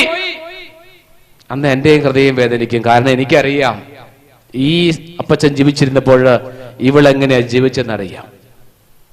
അവരെന്റെ വേദന സ്വന്തം വേദനയെ മാറുന്നു. സ്നേഹമുണ്ടെങ്കിലേ പ്രിയപ്പെട്ടവരെ ഇങ്ങനെ ഈ വേദനയായിട്ട് മാറുകയുള്ളൂ. യേശുവിന് അങ്ങനെ വേദനയുണ്ടായിരുന്നു. ലാസർ മരിച്ചപ്പോൾ ഒരു കാഴ്ചക്കാരനായിട്ടല്ല അവിടേക്ക് കടന്നു ചെന്നത്. എൻ്റെ സഹോദരൻ മരിച്ചു, വേദനിക്കുക. എവിടെയാ അവൻ അടക്കിയേക്കുന്നത്? അവൻ അവിടേക്ക് ചെല്ലുക. 3-4 ദിവസം കഴിഞ്ഞു, ദുർഗന്ധം പരിഹരിക്കും, എന്നാലും അവിടത്തേക്ക് ചെന്നു. നോക്കിക്കേ, ഇതാണ് യേശുവിന്റെ സ്നേഹത്തിന്റെ പ്രത്യേകത. ഇതാ യേശുവിന്റെ സ്നേഹത്തിന്റെ പ്രത്യേകത. എൻ്റെ പ്രിയപ്പെട്ടവർ, ഞാൻ പറയുമ്പോഴത്തേക്ക് നിങ്ങളുടെ പച്ചയായ യാഥാർത്ഥ്യം ഇത്. കുടുംബത്തിൽ ചിലപ്പോഴൊക്കെ ഇതുപോലെ പല പച്ചയായ യാഥാർത്ഥ്യങ്ങൾ കണ്ടിട്ടുണ്ടായിരിക്കാം. അവിടെ നമുക്ക് ജീവിക്കാൻ സാധിക്കണം. 101 ചോദ്യങ്ങൾ എന്ന സിനിമയില് ആ പയ്യൻ, ഒരു കൊച്ചു പയ്യൻ തന്റെ അധ്യാപകനോട് ചോദിക്കുന്നുണ്ട്. അവന്റെ അപ്പച്ചൻ മരിച്ചു കഴിഞ്ഞപ്പോൾ ശേഷം ഈ പയ്യൻ അധ്യാപകൻ ചോദിക്കുക, സാറേ, എന്റെ അപ്പച്ചൻ മരിച്ചിട്ട് എനിക്കെന്താ കരയാൻ പറ്റാത്ത? സാറേ, എന്റെ അപ്പച്ചൻ മരിച്ചു, എനിക്കെന്തേ കരയാൻ പറ്റാത്ത? പല കാരണങ്ങളുണ്ട്. കാരണം അച്ഛൻ പോകുന്നില്ല, പറ്റുന്നില്ല, അവന്റെ വേദന. രണ്ടാമത്തത് യേശുവിന്റെ സ്നേഹത്തിന്റെ പ്രത്യേകത, തനിക്കായി ഒന്നും മാറ്റിവെക്കാത്ത യേശുവിന്റെ സ്നേഹം. തനിക്കായിട്ട് ഒന്നും മാറ്റിവെക്കാത്ത യേശുവിന്റെ സ്നേഹം. അത് മനസ്സിലാക്കണമെങ്കിൽ ലൂക്കായുടെ സുവിശേഷത്തിലെ 9-ാമത്തെ അധ്യായം 58-ാമത്തെ തിരുവചനം. ലൂക്ക 9:58. വചനം പറയുക, കുറുനരികൾക്ക് മാളങ്ങളും ആകാശ പറവുകൾക്ക് കൂടുകളുമുണ്ട്, മനുഷ്യപുത്രന് പാർക്കുവാൻ ഇടമില്ല. നോക്കിക്കേ, സൃഷ്ടാവ ദൈവത്തിന്റെ പുത്രന് വസിക്കുവാൻ ഇടമില്ലാത്ത അവസ്ഥ. എന്തൊരു വിരോധാഭാസമാണ്. നോക്കിക്കേ, നമുക്കൊക്കെ ഇഷ്ടം പോലെ സ്ഥലങ്ങളുണ്ട് കിടക്കുവാനായിട്ട്. പക്ഷെ ഈശോയ്ക്ക് മാത്രം, ഈ സൃഷ്ടാവിന്റെ മകന്, പ്രപഞ്ച സൃഷ്ടാവിന്റെ മകന് ജീവിക്കുവാൻ സ്ഥലമില്ലാത്ത അവസ്ഥ. എന്നിട്ടും പരാതിയില്ല, സ്നേഹിക്കുകയാ. ഇതും എന്റെ പിതാവിന്റെ ഹിതമാണെങ്കിലും സംഭവിക്കട്ടെന്ന് പറഞ്ഞുകൊണ്ട് അതിനെ തള്ളിപ്പറയാതെ കുറ്റപ്പെടുത്താതെ സ്നേഹിക്കുന്ന യേശു. മൂന്നാമത്തത്, തന്റെ വിശപ്പിനേക്കാൾ അധികമായി അവരുടെ വിശപ്പിന് പ്രാധാന്യം കൊടുക്കുന്ന സ്നേഹം. തന്റെ വിശപ്പിനേക്കാൾ അധികമായിട്ട് അവരുടെ വിശപ്പിന് പ്രാധാന്യം കൊടുക്കുന്ന യേശു. വചനം മർക്കോസിന്റെ സുവിശേഷം 6-ാമത്തെ അധ്യായം 34-ാമത്തെ തിരുവചനം. മർക്കോസ് 6:34. ഇവിടെ കാണുന്നുണ്ട്, യേശുവിനെ കേൾക്കുവാനും കാണുവാനുമായിട്ട് ആയിരക്കണക്കിന് ആൾക്കാരെ ഇങ്ങനെ ഒരുമിച്ച് കൂടുകയാ. വൈകുന്നേരമായി. യേശു ചോദിച്ചു, ശിഷ്യന്മാരുടെ ഇവർക്ക് കൊടുക്കണ്ടേ? വചനം പറയും, യേശുവിന് അവരുടെ അനുകമ്പ തോന്നി. ശിഷ്യന്മാരോട് പറഞ്ഞു, ഇവർക്ക് എന്തെങ്കിലും കൊടുക്കണം. ശിഷ്യന്മാർ പറഞ്ഞു, ഈശോയെ, ഇവിടെ ഒന്നുമില്ല, 5 അപ്പവും 2 മീനേ ഉള്ളൂ, ഇത്രയും പേർക്ക് എന്ത് കൊടുക്കുവാനാ? പക്ഷേ യേശുവിന്റെ ഹൃദയം, അനുകമ്പ എന്ന് പറഞ്ഞ ഹൃദയം, സ്നേഹമുള്ള ഹൃദയം അവിടെ തുടിച്ചു. അവൻ പ്രാർത്ഥിച്ചു തന്റെ പിതാവിനോട്. 5 അപ്പവും 2 മീനും 5000 പേർക്ക് കൊടുത്തതിന് ശേഷം 12 കൂട്ടം നിറയെ അവശേഷിച്ചെന്ന് വചനം പറയുന്നത്. 12 കൂട്ടം നിറയെ. പ്രിയപ്പെട്ടവരെ, നമ്മുടെയൊക്കെ ജീവിതത്തില് എന്റെ വിശപ്പിற்கு അധികമായിട്ട് മറ്റുള്ളവർ വിശപ്പിന് പ്രാധാന്യം കൊടുക്കുമ്പോൾ നമ്മുടെയൊക്കെ വീടുകളിലേക്ക് തന്നെ വിഭവങ്ങൾ കയറി വന്നുകൊണ്ടിരിക്കും. ആരും വിശന്ന് വലയുകയില്ല. അവരിനെ കുറിച്ചുള്ള യേശുവിനെ പോലെയുള്ള ചിന്താഗതി നമുക്ക് ഉണ്ടെങ്കിൽ പ്രിയപ്പെട്ടവരെ, നമ്മുടെയൊക്കെ കൈകൾ തന്നെ നീണ്ടു ചെല്ലും. ഇന്നാ ഒരു പരാതി ഉണ്ടാകുകയില്ല. ഇന്നലെ നമ്മുടെ ഇവിടെയുള്ള ഒരു കൂട്ടുകാരൻ പറഞ്ഞു, എന്തോ ഫംഗ്ഷന് ഭക്ഷണങ്ങളാക്കി, ഉദ്ദേശിച്ചൊക്കെ അധികമായിട്ട് ആൾക്കാർ വന്നു, തികഞ്ഞില്ല. അവന് യേശു പ്രാർത്ഥിച്ച പോലെ പ്രാർത്ഥിച്ചു കാണണം. അവന് എങ്ങനെയോ അത്ഭുതം പ്രവർത്തിച്ചിട്ടാകട്ടെ, എല്ലാവർക്കും കൊടുത്തു, പിന്നെയും ബാക്കി വന്നെന്ന് പറഞ്ഞ്. അവന്റെ മനസ്സ്, തമ്പുരാന്, നീ 5 അപ്പം കൊണ്ടും 2 മീൻ കൊണ്ട് 5000 പേർക്ക് കൊടുത്തെങ്കിൽ ഈ കഞ്ഞി കൊണ്ട് മറ്റുള്ള എല്ലാവരും വയറ് നിറക്കണേ ഞാൻ പ്രാർത്ഥിച്ചു കാണണം. നമ്മുടെ മനസ്സിൽ കർത്താവെ എല്ലാ മക്കളെ സമർപ്പിച്ച് പ്രാർത്ഥിച്ചു കഴിയുമ്പോഴത്തേക്കും അവരുടെ വേദന എന്റെ വേദനയാക്കി, അവരുടെ വിശപ്പ് എന്റെ വിശപ്പാക്കി ഞാൻ ജീവിക്കുവാൻ തയ്യാറാകുമ്പോൾ നമ്മുടെ വീട്ടിൽ ആരും പട്ടിണി കിടക്കുകയില്ല. അതുകൊണ്ട് നമ്മൾ കണ്ടിട്ടുണ്ട് നമ്മളൊക്കെ അടുക്കളയിലെ വിശേഷങ്ങള്. ഈ മീൻ വേവിച്ച് കഴിഞ്ഞിട്ട് പലപ്പോഴും മക്കൾക്കെല്ലാം കൊടുത്തു കഴിയുമ്പോഴത്തേക്കും, ഭർത്താവിന് നടുക്കഷ്ണവും കൊടുത്തു കഴിയുമ്പോഴത്തേക്കും പിന്നെ അമ്മയ്ക്ക് മിക്കാറും ഈ മീൻ പറ്റിച്ചതിന്റെ പുളി മാത്രമേ അവശേഷിക്കുകയുള്ളൂ. അല്ലെ? നല്ല കുടംപുളി ഇട്ട് മീൻ പറ്റിച്ച അമ്മച്ചിമാർക്ക് അറിയാം. അടുക്കളയിൽ ഈ പുളിയെല്ലാം കുടംപുളിയെല്ലാം ഈ ചോറിന്റെ കൂടെ കലക്കിയിട്ട് പലപ്പോഴും ചോറിന് ഊണുമേശ വന്നിരിക്കുന്ന സമയത്ത് അമ്മച്ചി ഈ പുളി എടുത്ത് മീൻ എന്ന രൂപേന ഇങ്ങനെ കുറച്ച് കടിക്കിയിരുന്നുണ്ട്. അപ്പോൾ സ്നേഹമുള്ള ഭർത്താവ് കാണും. ഇത് കാണുമ്പോൾ അവന് കാര്യം മനസ്സിലാവും. സ്നേഹമുള്ള ഭർത്താവ് എന്ത് ചെയ്യും? തനിക്ക് കിട്ടിയ നടുക്കഷ്ണത്തിന്റെ ഒരു കുഞ്ഞു കഷ്ണം എടുത്ത് മക്കളെ കാണിക്കാതെ നടി കണ്ടോ? സ്നേഹത്തിന്റെ കച്ചവടം കണ്ടോ? മക്കൾ കണ്ടില്ല. കാര്യം കൊച്ചുമോനെ നടുക്കഷ്ണത്തിന് നോട്ടം ഉണ്ടായിരുന്നു. അപ്പം മിക്കവാറും കൊച്ചു കഷ്ണം എനിക്ക് തരുന്നു വിചാരിച്ച് കൊച്ചുമക്കൾ നോക്കിക്കൊണ്ടിരിക്കുക. അപ്പോഴാണ് സ്നേഹമുള്ള ഭർത്താവ് എന്റെ ഭാര്യയ്ക്ക് ഞാനും കൊടുത്തില്ലെങ്കിൽ മറ്റാരും കൊടുക്കാനില്ല എന്ന് മനസ്സിലാക്കുന്ന ഭർത്താവ്, ഈ പുളി മാത്രം കഴിച്ച് വിശപ്പെടുക്കുന്ന ഭാര്യയെ സ്നേഹിക്കുന്ന ഭർത്താവ് ആരും കാണാതെ നടുക്കക്ഷത്തിന്റെ പകുതി എടുത്ത് അവരുടെ കോഡ് ഭാഷയിൽ കൊടുത്തു. കണ്ടോ? സ്നേഹമുണ്ടെങ്കിൽ ആരും പട്ടിണി എടുക്കുകയില്ല. സ്നേഹം വേണം, ആർക്കും കുറവുകയില്ല. യേശുവിന് ആ സ്നേഹം ഉണ്ടായിരുന്നു. അതുകൊണ്ടാണ് യേശു ആരും പറഞ്ഞില്ല, അവരുടെ അടുത്ത് നോട്ടീസ് എഴുതി കൊടുത്തില്ല. ഈശോയെ ആർക്കും ഭക്ഷണമില്ല കേട്ടോ, നേരത്തെ പറഞ്ഞയക്കാൻ പറഞ്ഞു, ഒന്നും കൊടുത്തില്ല. യേശു ഇങ്ങനെ ജനത്തെ കണ്ടു. 10,000 ആൾക്കാർക്ക് നിരന്നിരിക്കുക. യേശു മനസ്സിലായി, എന്റെ പ്രിയപ്പെട്ട മക്കളെ വിശന്ന് ദാഹിച്ച് മരിക്കാനും പോകുകയാ. നോക്കിക്കേ, മറ്റുള്ളവരെ വിശപ്പ് മനസ്സിലാക്കുന്ന യേശു. അഞ്ചാമത്തത്, എല്ലാവരും കുറ്റപ്പെടുത്തിയവരെ കുറ്റപ്പെടുത്താതെ മാനസാന്തരതയ്ക്ക് സ്വന്തമാക്കുന്ന യേശുവിന്റെ സ്നേഹം. എല്ലാവരും കുറ്റപ്പെടുത്തിയവരെ കുറ്റപ്പെടുത്താതെ മാനസാന്തരപ്പെടുത്തി സ്വന്തമാക്കുന്ന യേശുവിന്റെ സ്നേഹം. ഇത് മനസ്സിലാക്കണമെങ്കിൽ യോഹന്നാന്റെ സുവിശേഷം 8-ാമത്തെ അധ്യായം 1 മുതൽ 11 വരെയുള്ള തിരുവചനം വായിക്കാം, ധ്യാനിക്കാം. യോഹന്നാന്റെ സുവിശേഷം 8-ാമത്തെ അധ്യായം 1 മുതൽ 11 വരെ തിരുവചനങ്ങൾ. അവിടെ കാണുന്നുണ്ട്, വ്യഭിചാരിണിയ സ്ത്രീയെ എല്ലാവരും പിടിച്ചുകൊണ്ടുവരികയാ. അവരുടെ നിയമം അനുസരിച്ച് കല്ലെറിഞ്ഞ് കൊല്ലണം. എല്ലാവരും കല്ലും പിടിച്ചുകൊണ്ടിരിക്കുക. കല്ലെറിയ നശിപ്പിക്കുന്നു കളയാൻ പറഞ്ഞുകൊണ്ട്. യേശു മാത്രം ഒന്നും മിണ്ടിയില്ല. ആ നിലത്ത് കുനിഞ്ഞിരുന്നു. കുറെ കഴിഞ്ഞ് അവൻ ചോദിച്ചു, നിങ്ങളിൽ പാപം ചെയ്യാത്തവൻ അവളെ കല്ലെറിയട്ടെ. എല്ലാവരും കല്ല് താഴേക്ക് പോയി. എല്ലാവരും തിരിച്ചുപോയി. യേശു തലയുയർത്തി ചോദിച്ചു, മോളെ നിന്നെ ആരും കല്ലെറിഞ്ഞില്ലേ? ഇല്ല കർത്താവേ, ഇല്ല. ഞാൻ നിന്നെ ശിക്ഷിക്കുന്നില്ല, സമാധാനത്തോടെ പോയിക്കൊള്ളുക. അന്ന് വരെ ഒത്തിരി വ്യക്തികൾ അവിടെ ജീവിതമായി സ്പർശിച്ചിട്ടുണ്ട്. അവിടെ ശരീരത്തെ സ്പർശിച്ചിട്ടുണ്ട്, മനസ്സിനെ സ്പർശിച്ചിട്ടുണ്ട്, ജീവിതത്തെ സ്പർശിച്ചിട്ടുണ്ട്. പക്ഷെ അവർക്കാർക്കും ഇവളുടെ മനസ്സിലെ ഹൃദയത്തിൽ കയറിക്കൂടാൻ സാധിച്ചിട്ടില്ല. പക്ഷെ ഇത്തിരി നേരം കൊണ്ട് ക്രിസ്തുവിന് അവളുടെ ജീവിതത്തിൽ കയറിക്കൂടാൻ സാധിച്ചു. ഒന്നും കൊടുത്തില്ല, പൈസ കൊടുത്തില്ല, ഭക്ഷണം കൊടുത്തില്ല, മറ്റൊന്നും കൊടുത്തില്ല. ഒരു കുഞ്ഞു വാക്ക്, മോളെ സമാധാനത്തോടെ പോയിക്കൊള്ളുക, എനിക്ക് നിന്നെ മനസ്സിലാകും. പ്രിയപ്പെട്ടവരെ, ഒരു ഭർത്താവ് ഭാര്യയോട് പറയാൻ പറ്റണം, എനിക്ക് നിന്നെ അറിയാടി. നാട്ടുകാർ നിന്നെ കുറ്റപ്പെടുത്തിയാലും വീട്ടുകാരെ കുറ്റപ്പെടുത്തിയാലും എനിക്ക് നിന്നെ അറിയാം, നീ വിഷമിക്കണ്ട എന്ന് ഭർത്താവ് ഭാര്യയോട് പറഞ്ഞു നോക്കിയേ. ആ നിമിഷം അവളുടെ മനസ്സിൽ കയറിക്കൂടും. ആ നിമിഷം. ഇതല്ലെങ്കിൽ എത്രയോ വർഷം കഴിഞ്ഞാലും കഴിഞ്ഞ ദിവസം ചേട്ടത്തി എന്ന് പറഞ്ഞു, അച്ഛാ ഞാനൊരു കാര്യം പറയട്ടെ അച്ഛാ, എനിക്ക് ഒത്തിരി വേദന അച്ഛാ. എന്താ മോളെ? കല്യാണം കെട്ട് കുറെ വർഷമായി അച്ഛാ, ഇതുവരെ എന്റെ ചേട്ടനെ എനിക്ക് സ്നേഹിക്കാൻ പറ്റിയിട്ടില്ല അച്ഛാ. നോക്കിക്കേ, ചേട്ടന്മാര് കേട്ടോ, കുറെ വർഷമായി കല്യാണം കഴിച്ച് ജീവിച്ചെങ്കിലും ചേച്ചിമാര് പറയാ, അച്ഛാ കല്യാണം കണ്ട് കുറെ വർഷമായി, ഇതുവരെ എന്റെ ചേട്ടന്റെ മനസ്സിലേക്ക് കയറിക്കൂടെ എനിക്ക് പറ്റിയിട്ടില്ല. എന്താ മോളെ? ഞാൻ ആഗ്രഹിച്ചൊന്നും കിട്ടുന്നില്ല അച്ഛാ, ഞാൻ ആഗ്രഹിച്ചതൊന്നും എന്റെ ഭർത്താവിൽ എനിക്ക് കിട്ടുന്നില്ല. അതുകൊണ്ട് തന്നെ അദ്ദേഹം പലതും തരുന്നുണ്ട്, ഞാൻ ആഗ്രഹിച്ചതല്ല അച്ഛാ എനിക്ക് കിട്ടുന്നത്. അതുകൊണ്ട് ആ മനുഷ്യന്റെ മനസ്സിൽ കയറിക്കൂടാൻ സാധിച്ചിട്ടില്ല. നിങ്ങള് ഒന്ന് ചിന്തിക്കണം, വിലയിരുത്തി നോക്കണം. എന്റെ ജീവിത പങ്കാളിയുടെ മനസ്സിൽ ഞാനുണ്ടോ? എന്റെ മക്കളുടെ മനസ്സിൽ ഞാനുണ്ടോ? എന്റെ മാതാപിതാക്കളുടെ മനസ്സിൽ ഞാനുണ്ടോ? ഉണ്ടെങ്കിൽ, ഉണ്ടാകണമെങ്കിൽ സ്നേഹിക്കണം. യേശു നിസ്സാര സമയം കൊണ്ട് ഈ സ്ത്രീയുടെ മനസ്സിൽ കയറി കൂടി. പ്രിയപ്പെട്ടവരെ, നമുക്കും കയറി കൂടാൻ ശ്രമിക്കാം. 6-ാമത്തെ സ്നേഹത്തിന്റെ പ്രത്യേകത, മുറിവേറ്റുപിടിയുന്നവന്റെ കൂടെ നിന്ന് ആശ്വസിപ്പിച്ച് മുറിവണുക്കുന്ന തമ്പുരാന്റെ സ്നേഹം. മുറിവേറ്റവന്റെ കൂടെ നിന്ന് ആശ്വസിപ്പിച്ച് മുറിവണുക്കുന്ന തമ്പുരാന്റെ സ്നേഹം.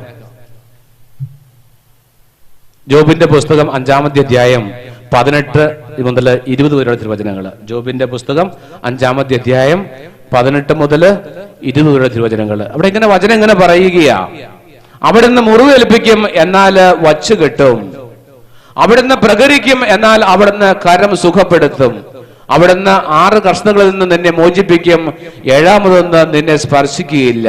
ക്ഷാമകാലത്ത് മരണത്തിൽ നിന്നും യുദ്ധകാലത്ത് വാളിന്റെ വായ്ത്തലയിൽ നിന്നും അവിടുന്ന് നിന്നെ രക്ഷിക്കും.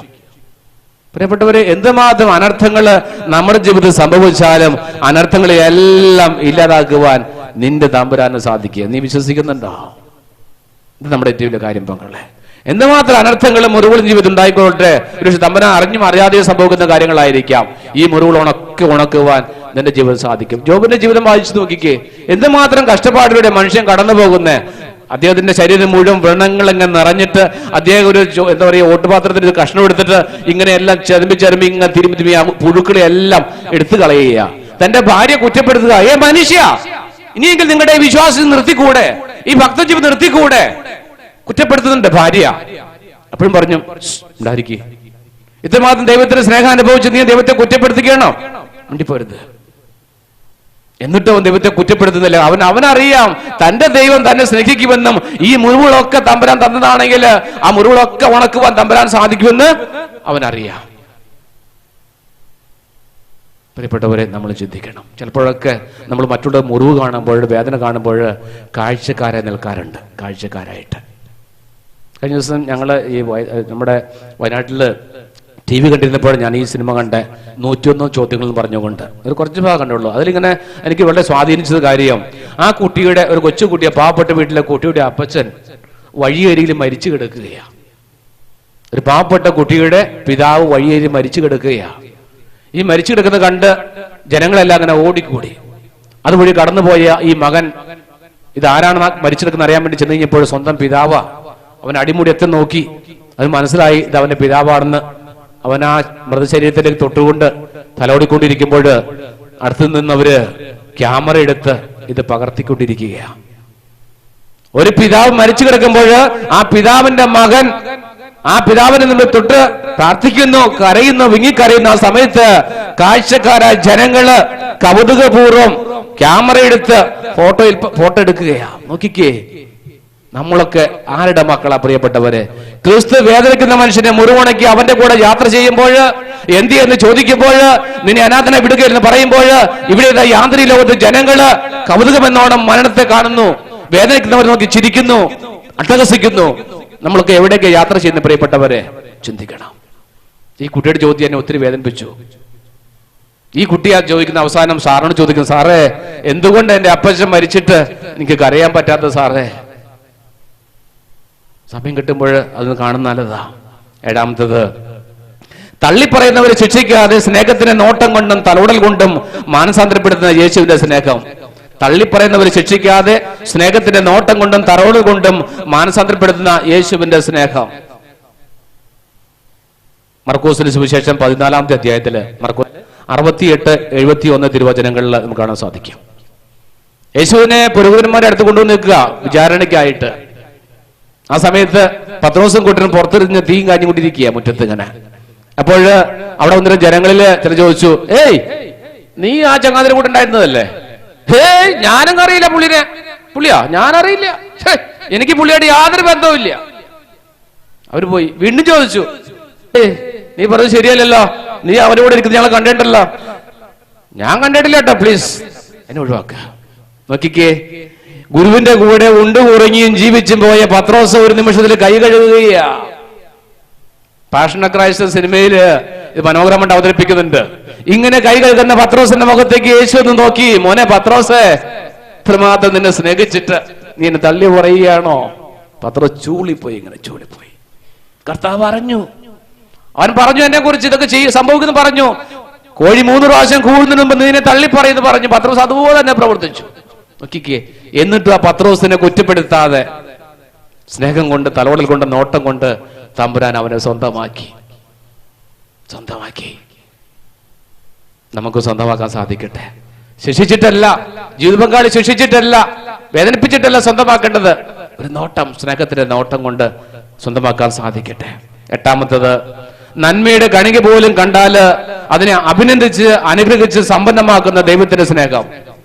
നന്മയുടെ ഒരു കണിക കണ്ടാല് അതിനെ അഭിനന്ദിച്ച് അനുഗ്രഹിച്ച് സമ്പന്നമാക്കുന്ന യേശുവിന്റെ സ്നേഹം. പ്രിയപ്പെട്ടവർ, ഇതിൽ നിന്ന് കാലത്ത് വളരെ ആവശ്യമുള്ള കാര്യം അത്. ഇത് മനസ്സിലാക്കണമെങ്കിൽ ലൂക്കായുടെ സുവിശേഷം 23-ാമത്തെ അധ്യായത്തില് 39-43 തിരുവചനം. ലൂക്ക 23:39-43. യേശുവിനെ കുരിശിൽ തറച്ച സമയത്ത് 2 കള്ളന്മാരെ ഇരുവശത്തും തൂക്കിയിരുന്നു. ഒരുവൻ യേശുവിനെ കുറ്റപ്പെടുത്തുക, നീ ക്രിസ്തു അല്ലേ, നിനക്ക് നിന്നെ രക്ഷിക്കുവാൻ സാധിക്കില്ലേ, ആ കൂടെ ഞങ്ങളെ കൂടി രക്ഷിക്കുക. മറ്റൊരു വ്യക്തി ഞാൻ പറയാ, എന്തിനാ പാപത്തിനെ കുറ്റപ്പെടുത്തുന്നേ? നമ്മൾ ശിക്ഷിക്കപ്പെട്ടത് പാപം ചെയ്തതിന്റെ പേരില്ല. ആ മനുഷ്യൻ നിരപരാധിയാ, എന്തിനാ നീ അവനെ കുറ്റപ്പെടുത്തുന്നേ? എന്നിട്ട് അവൻ യേശുവിനെ മുഖത്ത് നോക്കിയിട്ട്, ഗുരുവേ, അങ്ങ് ഇവിടെ സ്വർഗത്തിലായിരിക്കുമ്പോൾ ഞങ്ങളെ കൂടി ഓർക്കണമേ, ഞങ്ങളുടെ പാപങ്ങൾ ക്ഷമിക്കണമേ. നോക്കിക്കേ, ജീവിതത്തിന്റെ അവസാന നിമിഷത്തിൽ പോലും മനുഷ്യനിലെ നന്മ കണ്ടപ്പോൾ സമൂഹം അവനെ കുറ്റക്കാരനെന്ന് പറഞ്ഞ് കുറ്റചുമത്തി വിധിക്കുമ്പോൾ യേശു അവന്റെ ചെറിയ നന്മ കണ്ടപ്പോൾ ആ നന്മയെ വാരിക്കോളി ഇങ്ങനെ അഭിനന്ദിക്കുക, അനുഗ്രഹിക്കുക. രക്ഷയുടെ അനുഭവത്തിലേക്ക് യേശു പറഞ്ഞു, പ്രിയപ്പെട്ട മകനെ, നീ ഇന്ന് എന്നോടുകൂടെ പർദീസായാലായിരിക്കും. പ്രിയപ്പെട്ടവരെ, നന്മ ചെയ്യാൻ അവസരം കിട്ടുമ്പോൾ മക്കളെ എപ്പോഴായിക്കൊള്ളട്ടെ, തകർന്ന നിമിഷമായിരിക്കാം, മനത്തിന്റെ അവസാന നിമിഷത്തിൽ പോലും നന്മ കാണുമ്പോൾ നന്മ വിളിച്ചു പറയണം. നന്മ ചെയ്യാൻ അവസരം കിട്ടുമ്പോൾ നന്മ ചെയ്യണം. പ്രിയപ്പെട്ട മക്കളെ, യേശു അനുഗ്രഹിക്കും നമ്മെ. നമുക്ക് കിട്ടിയ നിത്യനാശത്തിൽ നിന്ന് നമ്മെ രക്ഷപ്പെടുത്തുവാനായിട്ട് നിന്റെ അവസാന നിമിഷം പോലും നീ ഉപയോഗപ്പെടുത്താൻ സാധിക്കട്ടെ എന്ന് യേശു ചൂണ്ടിക്കാണിക്കുക. യേശു സ്നേഹത്തിൽ മാത്രമായിരുന്നു.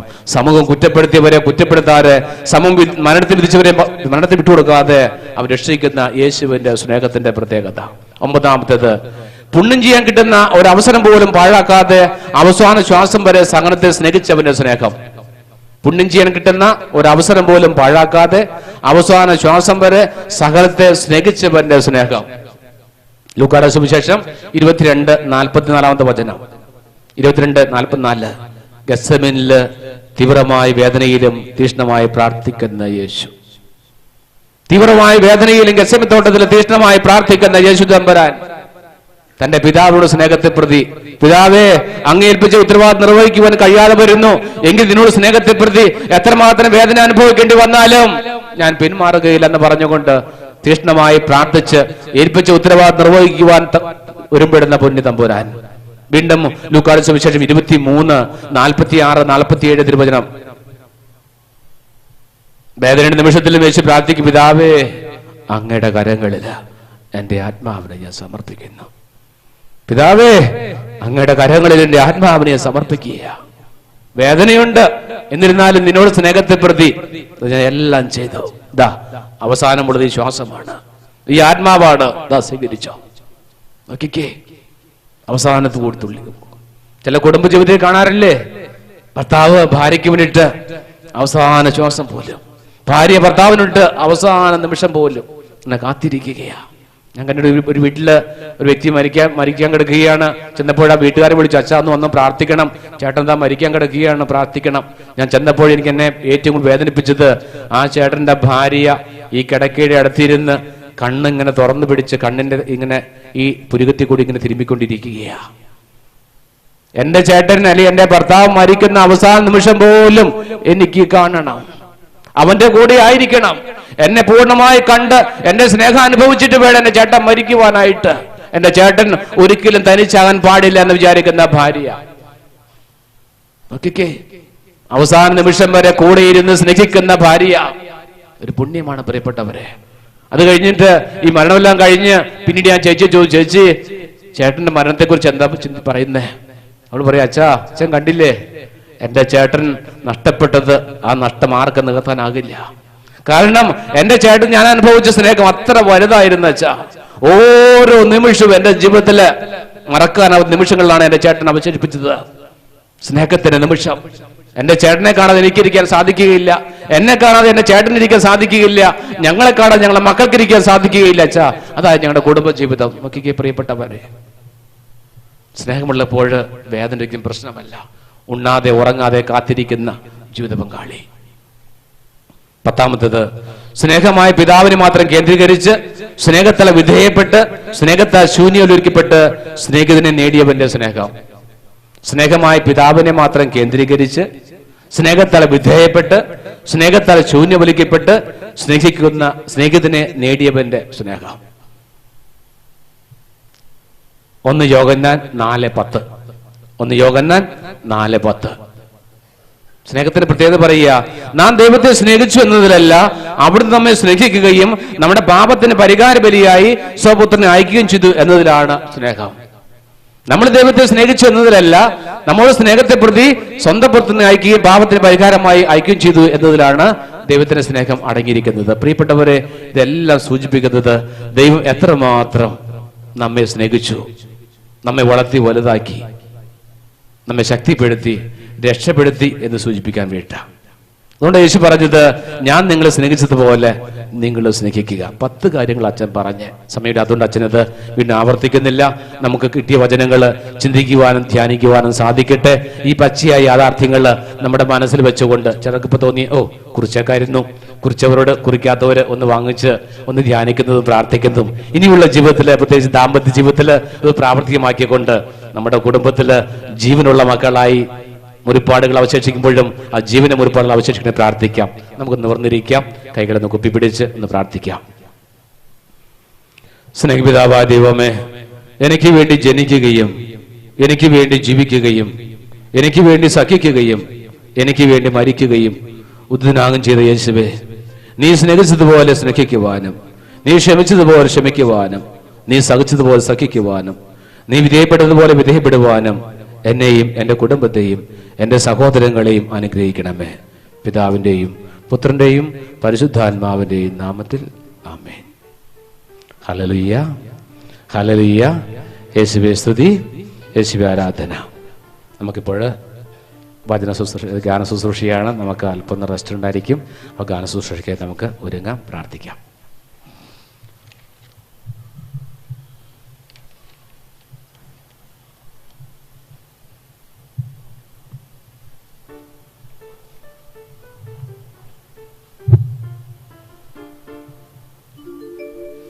നമുക്കൊന്ന് എഴുന്നേറ്റാലോ? ഒന്ന് ഫ്രീ ആവാനായിട്ട് ഇരുന്ന് ഒന്ന് എഴുന്നേറ്റ് നോക്കിക്കേ. പാട്ട് എത്ര മോനെ? 15ാമത്തെ പാട്ട്. നമ്മുടെ പാട്ട് പുസ്തകത്തിലെ 15ാമത്തെ പാട്ട്. ഒരു ലീഫ്ലെറ്റ് കൈ കാണും, അതിൽ 15ാമത്തെ പാട്ട്. നമുക്കൊന്ന് പെട്ടെന്ന് പാടി പഠിക്കാൻ സമയം കുറവാണ്. എല്ലാവരും സഹകരിക്കണം. പരമാവധി അറ്റൻഷൻ കൊടുക്കാണ്ട് പരിശ്രമിക്കുക, ആസ്വദിക്കുക, അനുഭവിക്കുക.